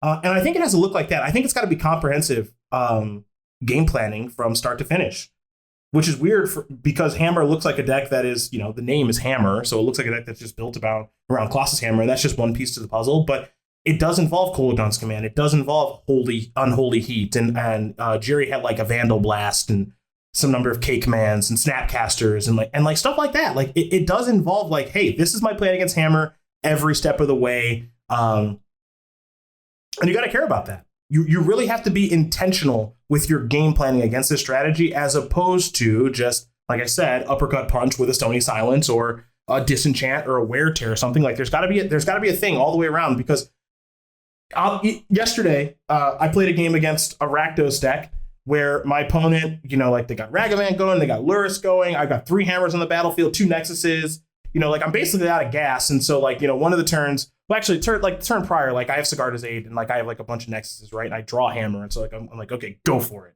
Opponent has an Unholy Heat. Cool. Whiffed. I'm iced. My Lurrus is gone, whatever.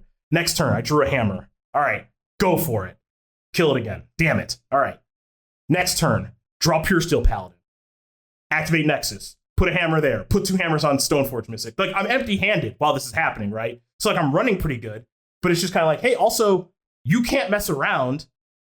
Like, once you have control of the game, you also have to close the game because, like, I could just draw a Pure Steel Paladin, move these 3 hammers on various things, and attack you for 10 or 11 infect and 20 regular damage, and my opponent just conceded. And, like, yeah, did I get pretty lucky? Yes, but it also is like, hey, like, this has been a problem for decks in the past, right? Where, like, they get a stranglehold on the game. But in Modern, you like never, it's not like Modern is the kind of format where you don't put your opponent in the sleeper hold and it's over. Like you actually have to kill them now, which is like why I'm into these Dragon Rage Channelers and Croxas and things that like actually get the game over too. So long story short, you got to be intentional about your plans kind of through the early, mid and late game, but also close the game out quickly so the hammer deck doesn't, peel a Saga and all of a sudden you're in trouble, stuff like that. Yeah, so I think there are 2 ways of engaging with that question, right? There's like the big picture sense of what types of deck line up well against this, and then there's the micro, what cards do I want? How am I meant to sideboard here? And I guess you could frame that as like strategy versus tactics as well. So I guess starting with the first question, what types of deck are you most scared of when it comes to like, is creature combo a concern? I guess like mill exists kind of off in its own space in the format. I don't know how you classify that necessarily, but like the Izzet decks, for example, or like the Rakdos decks, which I think you can kind of bundle together. It seems like those are easier than they might appear on paper. Like, is there something that's maybe harder than it would appear? Like the Cascade decks, easy or hard? Like in that register, if you like, what would you say about that? All right, I'm gonna kind of go down the swath a little bit. The Izzet decks don't scare me at all. They never really have. I feel like I just kind of understand how to play against them a little bit, and like they just kind of gas out after a while. And they're very much like, all right, I got a Murktide region. I'm trying to like clear the finish line that way. Like the prowess decks don't interact enough, and Dart isn't good enough against your deck, which is really weird because all your creatures suck. But like Dart's not good enough against your deck. So like, is it prowess? Not good enough. Is it mid range with Murktide? Murktide Regent itself is scary. Some of their DRC draws are scary. Some of their Ragavan draws are scary. So I'm not going to act like, it's like a buy or something, but like you just have to know how to play the matchup, which is a crappy answer because it's like, hey, I know more than you do. But you just kind of have to like know, like, what you're looking for, like against these Izzet decks, I'm like, most Ornithopters out. I leave one into Saga for, leave my Memnites in because Memnite can trade with Ragavan. I don't want to get hit by Ragavan, but sometimes I do want to get hit by Ragavan depending on what my draw looks like because like my cards suck, so I don't care if they get them. So it's like this kind of weird back and forth dichotomy. Do you want paths against Murktide Regent? Yes. Against DRC and Ragavan? No. And these same things are things you have to think about when you're playing against Rakdos. There is a difference between the matchup though, which is one, the Izzet deck, both these decks have access to some number of engineered explosives. Realistically, they can play as many as they actually want to. But they both have access to EE. But the difference is that one of these decks has access to Lurrus in combination with EE, which is the Rakdos decks, and Izzet doesn't. So like against Izzet, I won't leave my needle in because like if they happen to draw an engineered explosives, they basically get one shot at it, and it's like, okay, that's whatever. But against the Rakdos decks, like if they do draw an EE, they can get it back with Lurrus and they kind of get the game going that way. So like I do like leave my needle in against them, but then you can also argue like, well, they have Cake Man in their deck, so they can blow up your needle, so your needle's not very good, yada, yada, yada. So there's like some weird back and forth gameplay there. But by and large, I have found those matchups to be pretty good. I have found that the Grixis matchup, I got absolutely destroyed by Zan Saeed yesterday on stream. And this Grixis deck, I think, is picking up in popularity a little bit, thanks to Jerry and Zan and Daryl Ayers. It just hasn't had like great challenge finishes yet, but that didn't feel great. But that's a small sample, right? Like Zan crushed me, but I've beaten other Grixis decks, so I don't know what the reality is just yet. But I'm actually gonna bring Ari into the conversation. Assuming you're still here, Ari. Oh, I still am. Okay. I was just letting you roll with these. Okay. Well, I like to play it back and forth a little bit. I don't like it to always all be about me, contrary to what people may believe. You have some experience with Mill. A little bit. I think this matchup is horrible. And I don't know how much like having a Kozilek or a Gaia's Blessing fixes it, because there's a lot of conversation where people are just like, oh yeah, you just like play one of those cards and Mill can't win. I don't believe that to be true. But like when I was playing Mill like a couple months ago, I was just like, I just don't get it. Like I know that it's good, but I think I suck at this. And I'm much better at doing like this hammer thing with creatures, like I've been doing for like 20 years, basically. So from your vantage point, I don't know if you have an experience in the Mill versus hammer matchup nowadays or just any thoughts in general. It felt, I mean, I got, like I said earlier, absolutely destroyed. And there wasn't even a Tasha's Hideous Laughter involved there, which is a huge problem. So do you have any thoughts on how this matchup would go or what the expectation should be for Hammer Time? Yeah, so when I played the Mill deck, which is contrary to what a lot of people I think had experience with the Mill deck back in the day, I know Dom had a lot of people saying the other side of this. I had no issues with the small creature matchups, and that's probably because I was listening to some Zach Allen nonsense and playing like multiple Bloodchief's Thirst in addition to fatal pushes and just killing everything. But it seems like the Hammer Time matchup would be a matchup that you have the right tools to at least like maintain some semblance of control over the game against. And I think Tasha's Hideous Laughter just kind of makes it like a clean cut victory kind of thing, because you're just a 2-card combo with a bunch of kill. It's like playing Splinter Twin against Infect. And if anyone remembers that matchup, it did not go well for the Infect player usually, because the Splinter Twin deck is just like, it's the Mill deck in this case, just a real clean, efficient way to kill, good amount of interaction, and like they don't have forever to get through. Yeah, like that's kind of how I felt. And so now I keep asking myself this question about like, okay, well, if I have the Blessing, do I win? Like, is it just a free win now? And I don't have enough experience playing with Mill or watching Mill play against someone who has a Blessing or a Kozilek where it's like, I can't win. And I feel like Tasha's Hideous Laughter kind of helps solve that problem some anyway. I think especially in this matchup where like when you Tasha's them, you are taking out 50% of their library. Like the total mana cost of this deck is like 40. Like yeah, it's very nothing. Yeah. So I think that at least I know when I was playing Mill, when I started just to get like, I would accept some amount of getting Gaia's Blessing, and then like if it happened too much, I would just put Mill down and come back to it in a month. I think that if you are specifically targeting Hammer, you can probably just override that and start like, if you put a Soul Guide Lantern into your deck after sideboarding, it's not the end of the world. The linear deck that I know Dom mentioned, the Cascade decks, I'm interested in your thoughts on the Living End matchup. I don't think it's good. You don't think it's good? So these Living End decks, they have like a lot of blue cards now. So they have like Borrower. Borrower is the one that I'm going to reference here. I haven't played against it much. I feel like I played against it like once or twice. I think I got smoked both times. And so when I started playing against that and I started playing against Crashcade, that's when I brought it. That's when I thought of Drannith Magistrate. And I was like, okay, this might just be good. Because, like the Crashcade decks, they had like Fire Ice and they have Bone Crusher. So like they can't kill Magistrate because it has 3 toughness. So then there's just a huge and then they were also bringing in Force of Vigor and like they already have access to Force Negation and stuff. So they were trying to fight like your artifacts and everything. And they weren't actually trying to like fight Magistrate. I don't know if people have like updated and changed, blah, blah, blah. But they have access to Borrower. And so it's basically just kind of making like, okay, like you better draw Brazen Borrower now. Otherwise your deck sucks. Basically was the idea behind that. And I tried that against Living End and it just didn't seem that great. So there's a part of me that thinks the Living End matchup is horrible. Now, like, if I want to load up and play Crypts and Relics and whatever, I'm sure I could do that. But it also doesn't seem like Living End's a big enough percentage of the metagame to actually take it seriously, is what I have found right now. I mean, there's just so many people when I'm streaming and when I'm playing off stream or whatever on the weekends, where it's just like there's so many people casting Dragon's Rage Channeler, and not enough people like doing the Living End or the Cascade stuff, in my opinion, that I don't really need to make like this huge adjustment just yet. Okay.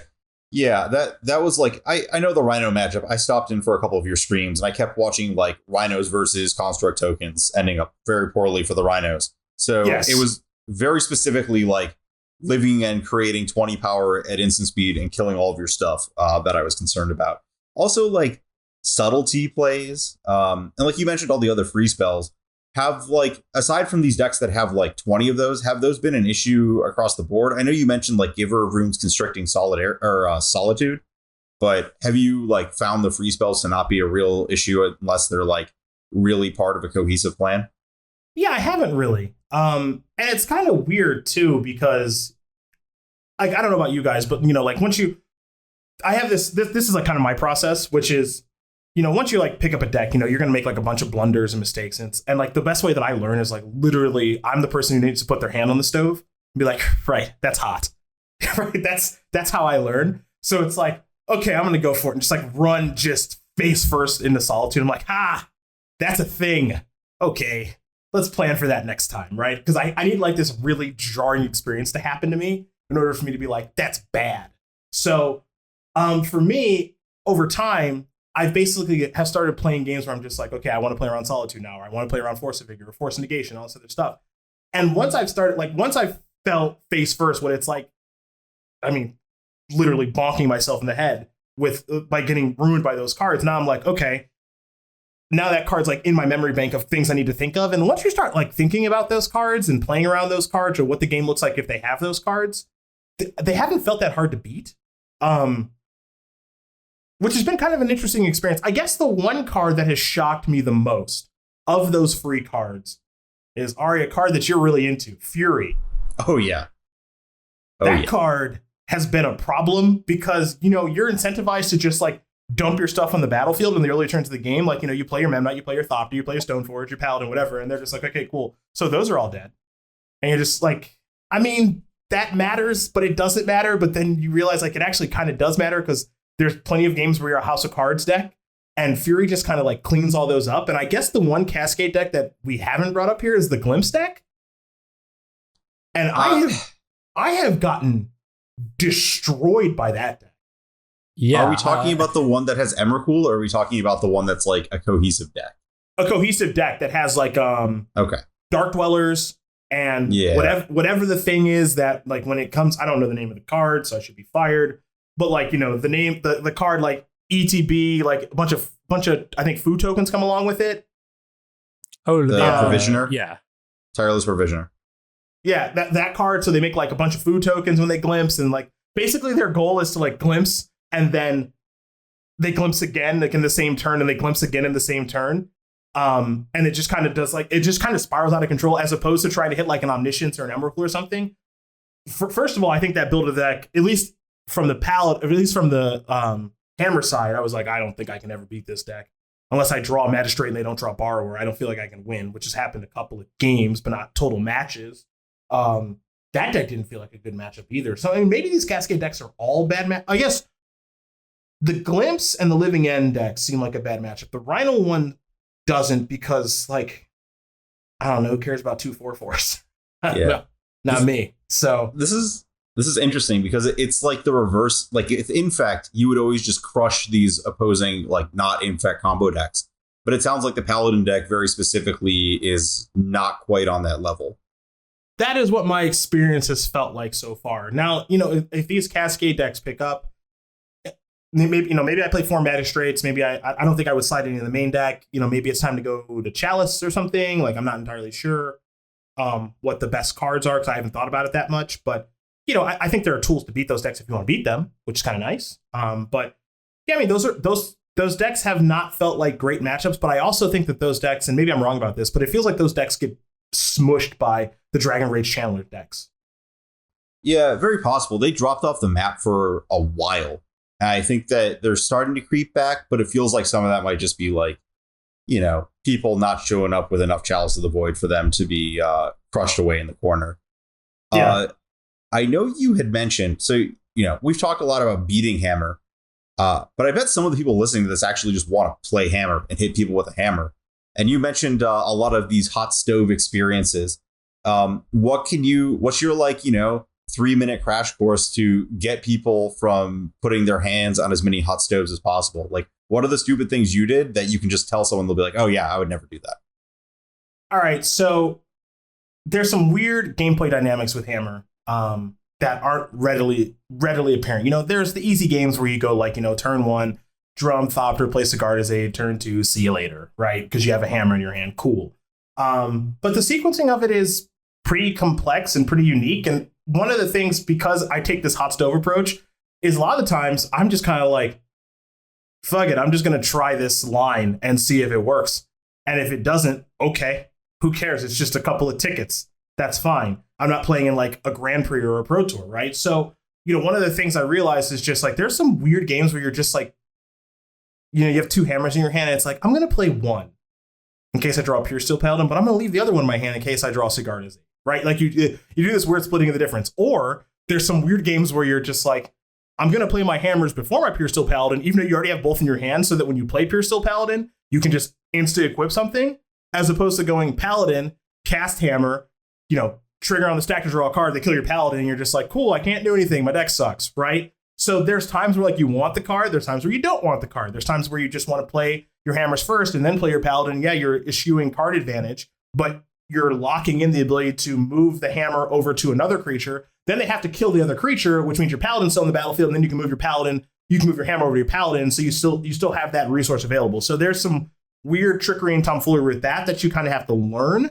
That is situation dependent and depending on what your opponent is. There's the whole Urza Saga thing, which is, what turn do you play it? Some games you're going to play it on 2. Some games you're going to play it on 3. Very, very few games do you play it on turn number 1. So, when to do that is a thing that like you're going to play your games and you're just going to kind of learn. Obviously, with Urza Saga, when you have access to like 2 mana in a saga, like you want to make your token, but maybe that's not the right thing to do, and that's going to be situation dependent as well. Which I wish I could just say, like, in this situation, you do X, in this situation, you do Y, but it depends on what the heck is going on in the game. It's important to remember that, Saga, when there's a Sigarda's 8 on the battlefield and your Saga goes off on Chapter 3, you go get a hammer, you go get a Shadow Spear. Sigarda's 8 will trigger, and it means you can put it on something, which is great. Little shortcutting there, which is what part of the reason Sigarda's 8 is so powerful. Small little tips and tricks, like, when you have Lurrus on the battlefield, when you have Lurrus and Sigarda's 8 on the battlefield, you can cast an equipment from your graveyard, and then it'll equip it. Like you're allowed to play it at instant speed because of Sigarda's 8s, and then it'll instantly equip onto something. So you can set up a turn where like you play Lurrus, you have 8 on the battlefield, 1 mana open, attack. Your opponent, like ideally just runs into your trap, and like you hammer them at instant speed and kill them. So there's that. There's the trick with you play when you have Inkmoth Nexus and you.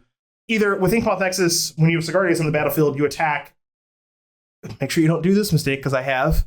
You're gonna want to play the hammer at instant speed after blockers are declared. Yep, that's important. Also, there are going to be games where you like activate Inkmoth Nexus, move hammer onto it with Pure Steel Paladin, and then you can pay 1 to reanimate the Inkmoth Nexus, and that'll give it flying, which is. Look, it's some sort of layering thing. I can't explain it. I don't care to know why it works the way that it does. It just works the way that it does. Maybe we'll start a weekly judge podcast here on SCG where they can explain really complex rulings. We'll have a 4-episode arc solely on humility. That'll be awesome, and no one will listen to it. I don't know why it works this way, but I just say layers, etc., and that's a thing. And like those are the kind of key interactions. I would say shamelessly. I don't know, watch my stream, because I try to explain my lines as I'm taking them. And my play looks like a little unorthodox, but I'm also just really into just, like I said, trying things. And I guess we can call it the hot stove theory, because like the worst thing that happens is just like you're wrong and it's just you play another match. And so like I'm just super into just trying stuff where someone would be like, that's definitely wrong. It's like, yeah, but I need to like put my hand on the stove to know that it's wrong so that I don't do it again. And so that's how I like to learn when I'm playing Magic in general, but definitely with this deck, because the deck is weird. Yeah, the one matchup that we haven't really spoken about, which may be the most important one, is the mirror. And typically when you have these kind of fast, mostly non-interactive decks, the way it usually goes is game 1 is 2 ships passing in the night, as people like to say, just trying to bonk each other as fast as possible. But then after sideboarding, the game slowed down a little bit, both players get more interaction. Is that how it plays out here, or does that maybe have some counterintuitive stuff to it as well? Definitely how it plays out. Like you said, game 1, you're basically just like, who's going to combo better? Because neither player has like any removal whatsoever. And then there's these weird games in game 1 where both of you have like hammers plus Shadow Spear. So you're in this like lifelink battle. So then it's like, okay, I need to find my Inkmoth Nexus to get out of this lifelink hell and actually kill the opponent, and the opponent's thinking the same thing because you just don't have removal. After sideboard, players have access to like Fragmentize, which I think sucks. So I'm just going to be cutting that today. Because I'd rather just, if I'm going to do this artifact thing, I just think you want, like, if you care specifically about the mirror, I think you just want as many copies of Seal of Cleansing as possible, because it's the very problematic, like, hey, go ahead and make your move, because whatever your move is doesn't matter, because I'm just ready for it, with the Seal of Cleansing that you really can't interact with. You have these weird also Seal of Cleansing is nuts with Luris if the game goes long. But like then you also have these weird, like Pithing Needle fights where, because you're the same deck, like you're needling the permanents that are good for you. So there's going to be some games where you're just like, yeah, I'm going to needle like Colossus Hammer, no Equipsies, but like I can still do the Sigarda's thing with it. Same thing we said about Shadow Spear. There's also games where, with Needle, like you activate your Urza Saga and then like go get a Needle to needle their Urza Saga so they can't make constructs and you have a construct advantage. So there's like some weird stuff that goes on with Needle that I'm honestly just like not ever comfortable with. I used to board in the second Needle, but I'm like, I don't like this because I don't really know how to do this that well. So I kind of want to find some better cards for the mirror because this deck just has to be increasing in popularity given its results. So the mirror's a mess, as I would say most mirrors are.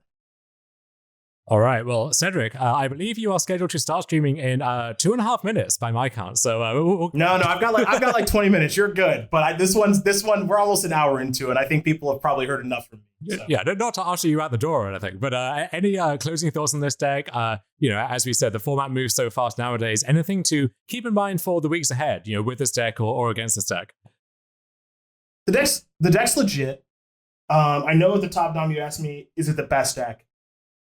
I'm really hard pressed to say that, but I think like this is one of those times where I feel like I just might be being proven wrong because I don't think I fully articulated this thought. But like on my stream yesterday, I was coming off that loss to Mill, so I had 3 matches to go in one league, and I was going to do another league. So the goal was 8 matches, and I went 7-1, and like I was just kind of like I don't know. I feel like the losing has to start soon, right? Where someone's just like, oh, I saw you coming, jerk, and I'm really going to beat you up. And it just hasn't happened yet. Like, and I don't even think that the Mill person was like, oh yeah, I'm here for you. The Mill person was just like, I don't know, my deck's good against stuff, so I'm just going to play Mill. But I'm waiting now for someone to just go, oh yeah, like I got stuff for you. And like, this is going to be a problem. And at some point that's going to happen. Like, one of the things I've been thinking about a lot recently, not to get too long-winded, but, modern, especially when your guys' podcast started, like, it's being dominated by Selesnya Company, Heliod, Spike Feeder, all this other stuff. And I was just like, I don't feel like I could beat that deck.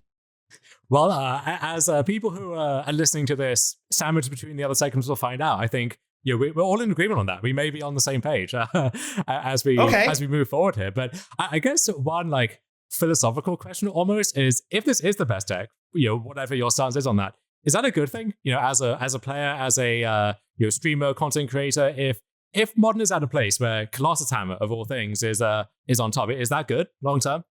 Well, that's not a fair question to ask to me because I just get to be completely ridiculous when I stream the deck and make hammer motions and scream and post pictures of King DDD on Twitter and like Donkey Kong with a hammer. So like, is it a good thing if it's the best deck? Yeah, for me personally, yes. For the format in general, I don't know, kind of. Like, if this is the best thing that's going on, I don't really think it's a bad thing. But I also look at Modern through like this weird lens of like, hey, everybody, we're all signing up for total nonsense with this format. It's just ridiculous. I mean, you guys literally have a segment called Nonsense of the Week. So we're all signing up for total nonsense whenever we're playing this format. So just embrace it. Embrace that this format is ridiculous and people die on turn 2 or turn 3 sometimes, and that's just all part of it. People will cascade into whatever nonsense they're trying to do and, yada, yada, yada. I mean, that's actually why I love the format, dating back to the very first Modern Pro Tour. Is like, oh yeah, we all just signed up for this and we just know what we're getting ourselves into. So what are you complaining about? Like, you don't like it, don't play. But I love it. I love that it's just total nonsense the entire time, and people love it when they get to do their thing and they hate when their opponent gets to do their thing. That's fine. I just love every aspect of it. And if this is the best deck for a little while, cool. Because like, I don't know, early this year, maybe last year, because time is a construct. I don't remember things. When the best thing was like Omnath, Time Warp. Oh God. Yeah, like you guys remember this format. Like when you're that was the best describing an thing. Euro deck. I'm good. Yeah, when that was the best thing going on, like if you ask me how's that for the best thing, awful. That was awful. At least the game ends this way, as opposed to whatever the heck that was. And Teferi's important now and all this other stuff. No, thank you. Never again, please. So if this is the alternative, I'm here for it. Games end quickly. I get to scream while I'm singing and making hammer motions. Let's do it. What can you ask for? Yeah, and at least versus this deck, like, when you fatal push the thing that has a hammer on it, it like does the job. Like, they get to keep making plays, but you're like, I didn't die. It stopped it. Versus the like Uro decks, it's like, well, I took a game action, then they drew 47 cards and gained 27 life, and nothing I ever do matters. And then they put Cryptic Command on top of their deck. Yeah. This alternative is, so I didn't even think about Mystic Sanctuary too. Yeah, this alternative is a lot better. So like, yeah, I'm pretty good with where we're at right now, Dom, to answer your question. Independent of it being awesome for me personally, just where we were previously was horrible. So this is cool. Let's do this. Yeah, I don't know if this podcast would have had a long shelf life if we did it this time last year. I don't think I would have had the stamina for it. No, I think you guys would have been losing listeners left and right. But for now, I think the format rocks. I think this podcast rocks. You guys are killing it. Appreciate you guys having me on, and I'm gonna go hammer some people now as I do. Hold on, sick plug. Most days at twitch.tv/Cedric A. Phillips, 4 Pacific until 7 or 8 Pacific, Monday through Friday, probably. There it is. And if people want to be, purchasing the cards for this Hammer Time deck or finding more content, learning how to play with it or against it, where can they be doing that? A wonderful website that you find folks might be familiar with called StarCityGames.com. Beautiful. Well, we will finally let you out of here to bonk some more people and unleash some guttural, primal hammer screaming on the fans at home. Thank you very much for joining us, Cedric. It's been a blast. I'm sure we'll have you back in here before too long for whatever the next ridiculous modern deck happens to be. But until then, thank you very much. It's been a pleasure. You guys rock. Thanks for having me. What's up, everyone? Justin Parnell here, along with Ryan Overturf, and we want to tell you about the single best podcast on the SCG network. Well, obviously, Ryan, you're talking about the 540. Indeed I am, and that is the best podcast because we talk about the best format in the history of Magic. Cube Draft? Cube Draft. Every week we go over all things Cube. We're talking about in-depth reviews of brand new cards. The best ways to draft and think about Arena and Magic Online Cube formats, as well as ways to play with your friends and ways to play with your enemies. Also some ways to make your friends into your enemies. And cardboard takes of a variety of temperatures. So if you're a fan of structured nonsense, or if you hate it, either way, all the same, check out the 540 every week wherever you find your podcasts and right here on StarCityGames.com. And we are back to round out this episode with our nonsense of the week. And there was really not much nonsense going on this week, Ari. The leagues and the challenges were barren, so I had to step up to the plate and do the job myself. Yeah, I see you right here in this 5th place in the Sunday Challenge, it looks like, with Razor Tide Bridge in your deck. There's one, okay? We started with 4, and then we quickly thought better of it, and that's the card which you justify as a word of invention bullet, target, whatever we want to call it, which you're never going to get, but just in case, that 1 out of 1,000 games, it's nice to have it there. Yeah, I mean, it's right next to the Ralgren Triome that is casting the wear half of the sideboard wear tears, so... Yeah, but, we're almost a Field of the Dead deck at this point. But so this is the blue-white base Urza deck that I alluded to last week as wanting to explore and maybe gaining more than any other deck with the release of the new set, just thanks to Portable Hull as a cheap artifact, just enabling all of your other artifact synergies, but in particular, allowing Word of Invention to be a removal spot in its own right. And that line of pass the turn, and if they do something I care about, worth a Portable Hull to break it up, and if they don't, I can worth for one of the Thought Sword pieces or something else. That optionality came up a lot, and I was very glad to have that. How good was the Thopter Sword combo in this metagame? It was...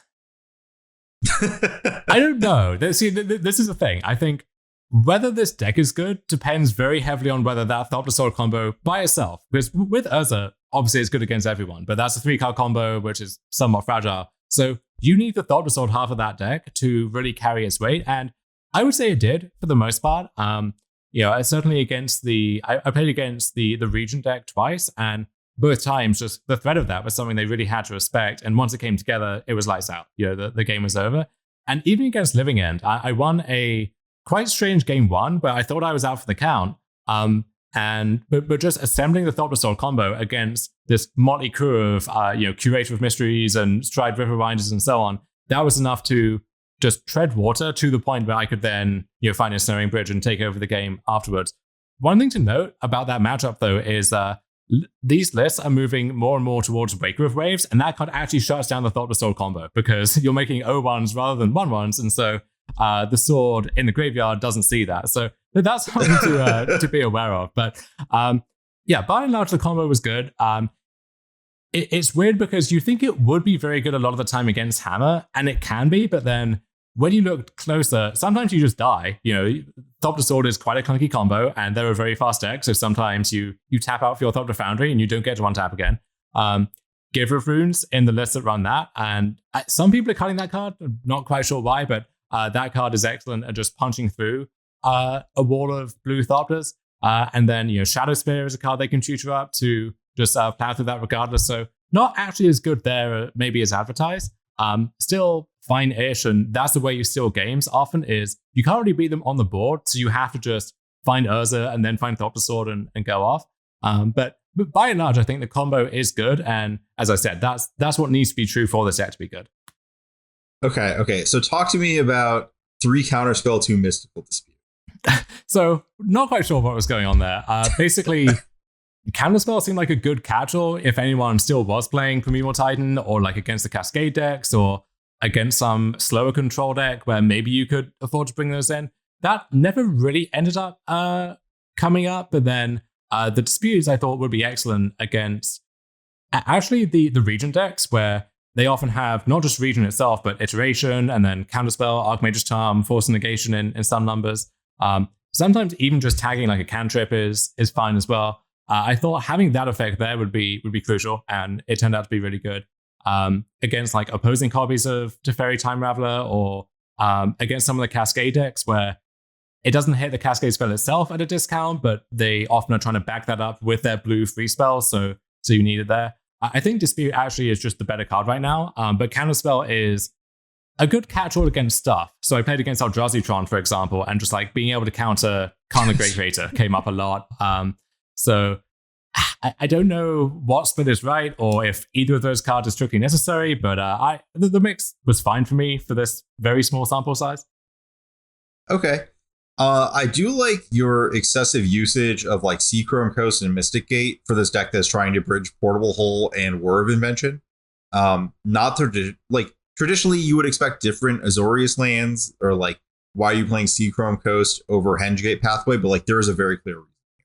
Yeah, Seachrome Coast certainly can be awkward because there are a lot of games where you need to draw that 4th land for Urza, let's say, or the 3rd blue source for Whir in a game where you already have 3 lands because one of them is Saga or something. And so Coast is a bit of a liability in those circumstances, but by and large, just getting the pain-free choice on the first turn more than outweighs any of that. Yeah, anything else you want to cover from this deck? It looks like a lot of pretty typical Urza-style stuff. Sadly, no Academy runes, but, that might be some old-school nonsense at this point. I would have had one, but only so many colorless lands you can play in your War of Invention Thopter Foundry deck, and Urza Saga, turns out, is the best of the bunch there. Supreme Verdict was excellent for me. I think that card is in a pretty good spot right now, and Teferi Time Raveler as well, just fantastic across the weekend. So maybe the takeaway there is don't bother with any of the artifact stuff, which is being more and more heavily hated out with stuff like Wear Tear, which I certainly don't want to see, or anything else. Force of Vigor was a card that I had to slog through a few times.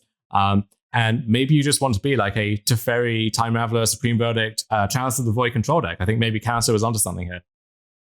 Very possible. Those, you can definitely construct a variety of different prison strategies involving those cards. Do you want to switch over to the self-generated content of the week for the nonsense section? Yeah, I'll let you set this one up as well. Yeah, so this is digging into the league results, which I think were a little abbreviated due to the release of Adventures in the Forgotten Realms, it looked like. But this is a Gruul deck by Magic Online user Amigo Brielle, except for it's a Burning Inquiry, no Hollow One deck, which is kind of interesting. It's just a hardcore Delirium deck featuring not only Dragon's Rage Channeler, but Gnarlwood Dryad and Bloodbraid Marauder. And the Bloodbraid Marauder here is like, it can hit the full spread. So we've got Abundant Harvest, Burning Inquiry, Lightning Bolt, Tarfire, Traverse the Ulvenwald, Unholy Heat, Mishra's Bauble, and the one-drop creatures you can hit.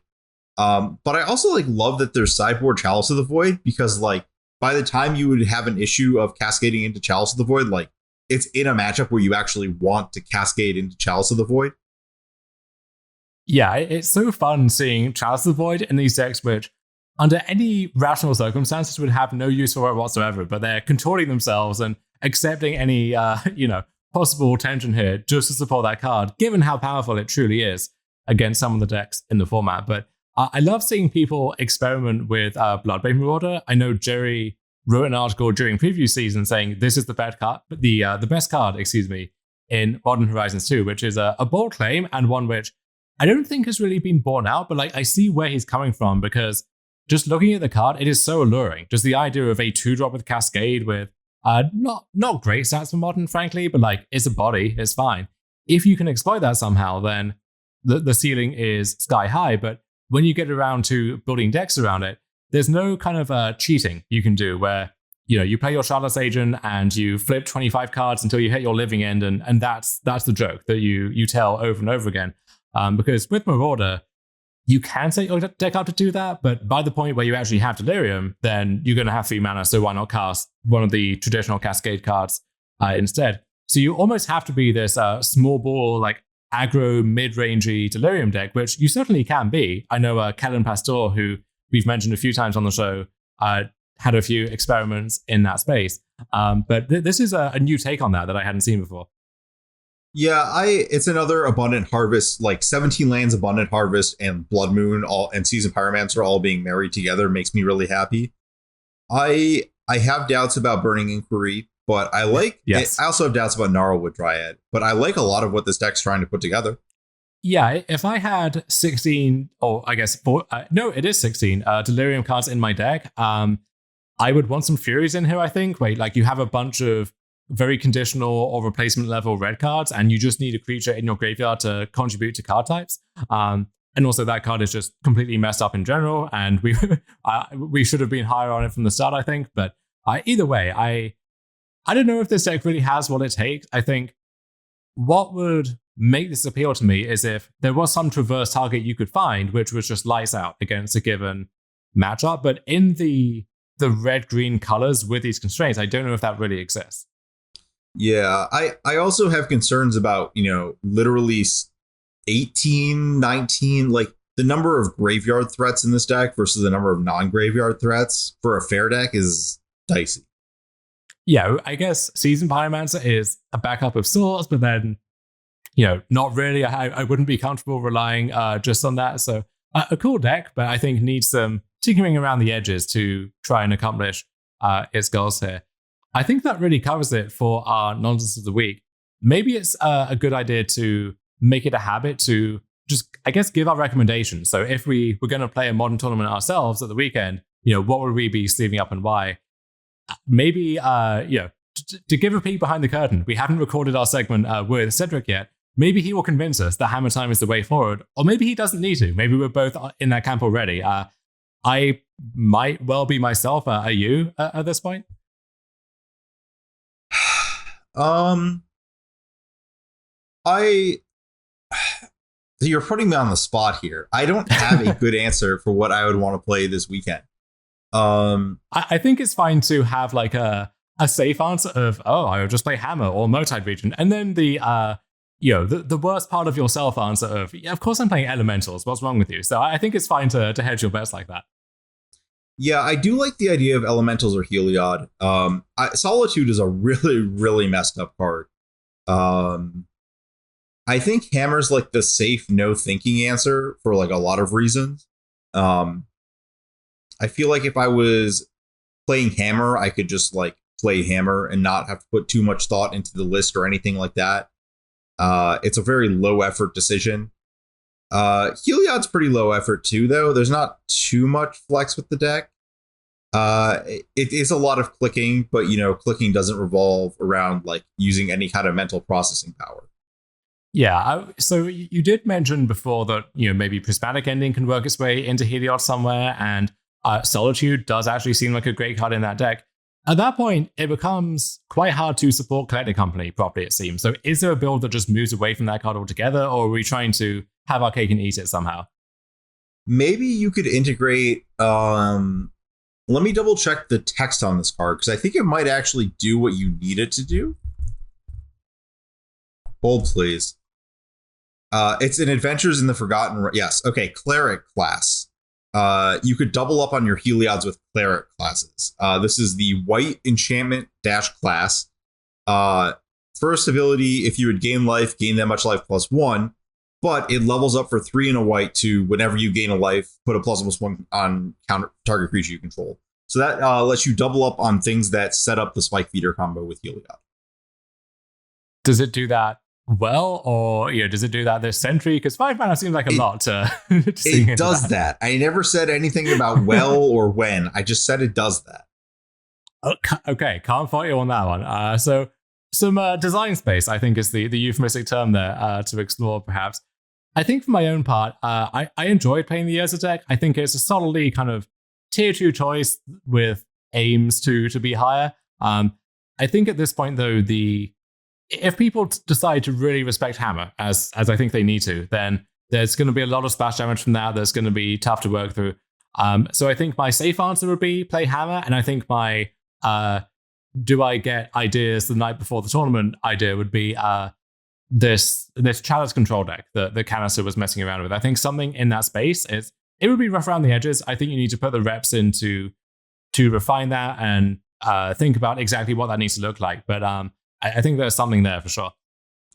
Maybe if people start adjusting their hate to that deck, the other direction to go might be back to Asmore. Just as like, if people are removing their Shattering Sprees and Shatter Storms for like instant speed shatters that don't kill everything at once, you get to keep a lot of your resources around. Yeah, I would need to know how that deck does against the Channeler decks, like the Region deck in particular. It seems like it should be fine, but I can also imagine games where like their Region actually is a 7/7 and you only get one Asmore activation, and then you need to square that circle somehow. Yeah, that might be tough. Yeah, really examining what your color choices are is probably the next step. Yeah, so maybe a move back to Asmore, but I think those would be our choices for now. If you have any thoughts on Cleric class or anything else, you can find Ari on Twitter at ARMLX. You can find me on Twitter at Dominaria. You can find Cedric, assuming we end up talking to him, on Twitter at Cedric Phillips. And that's going to do it for us. We'll talk to all of you next time. Take care, everyone.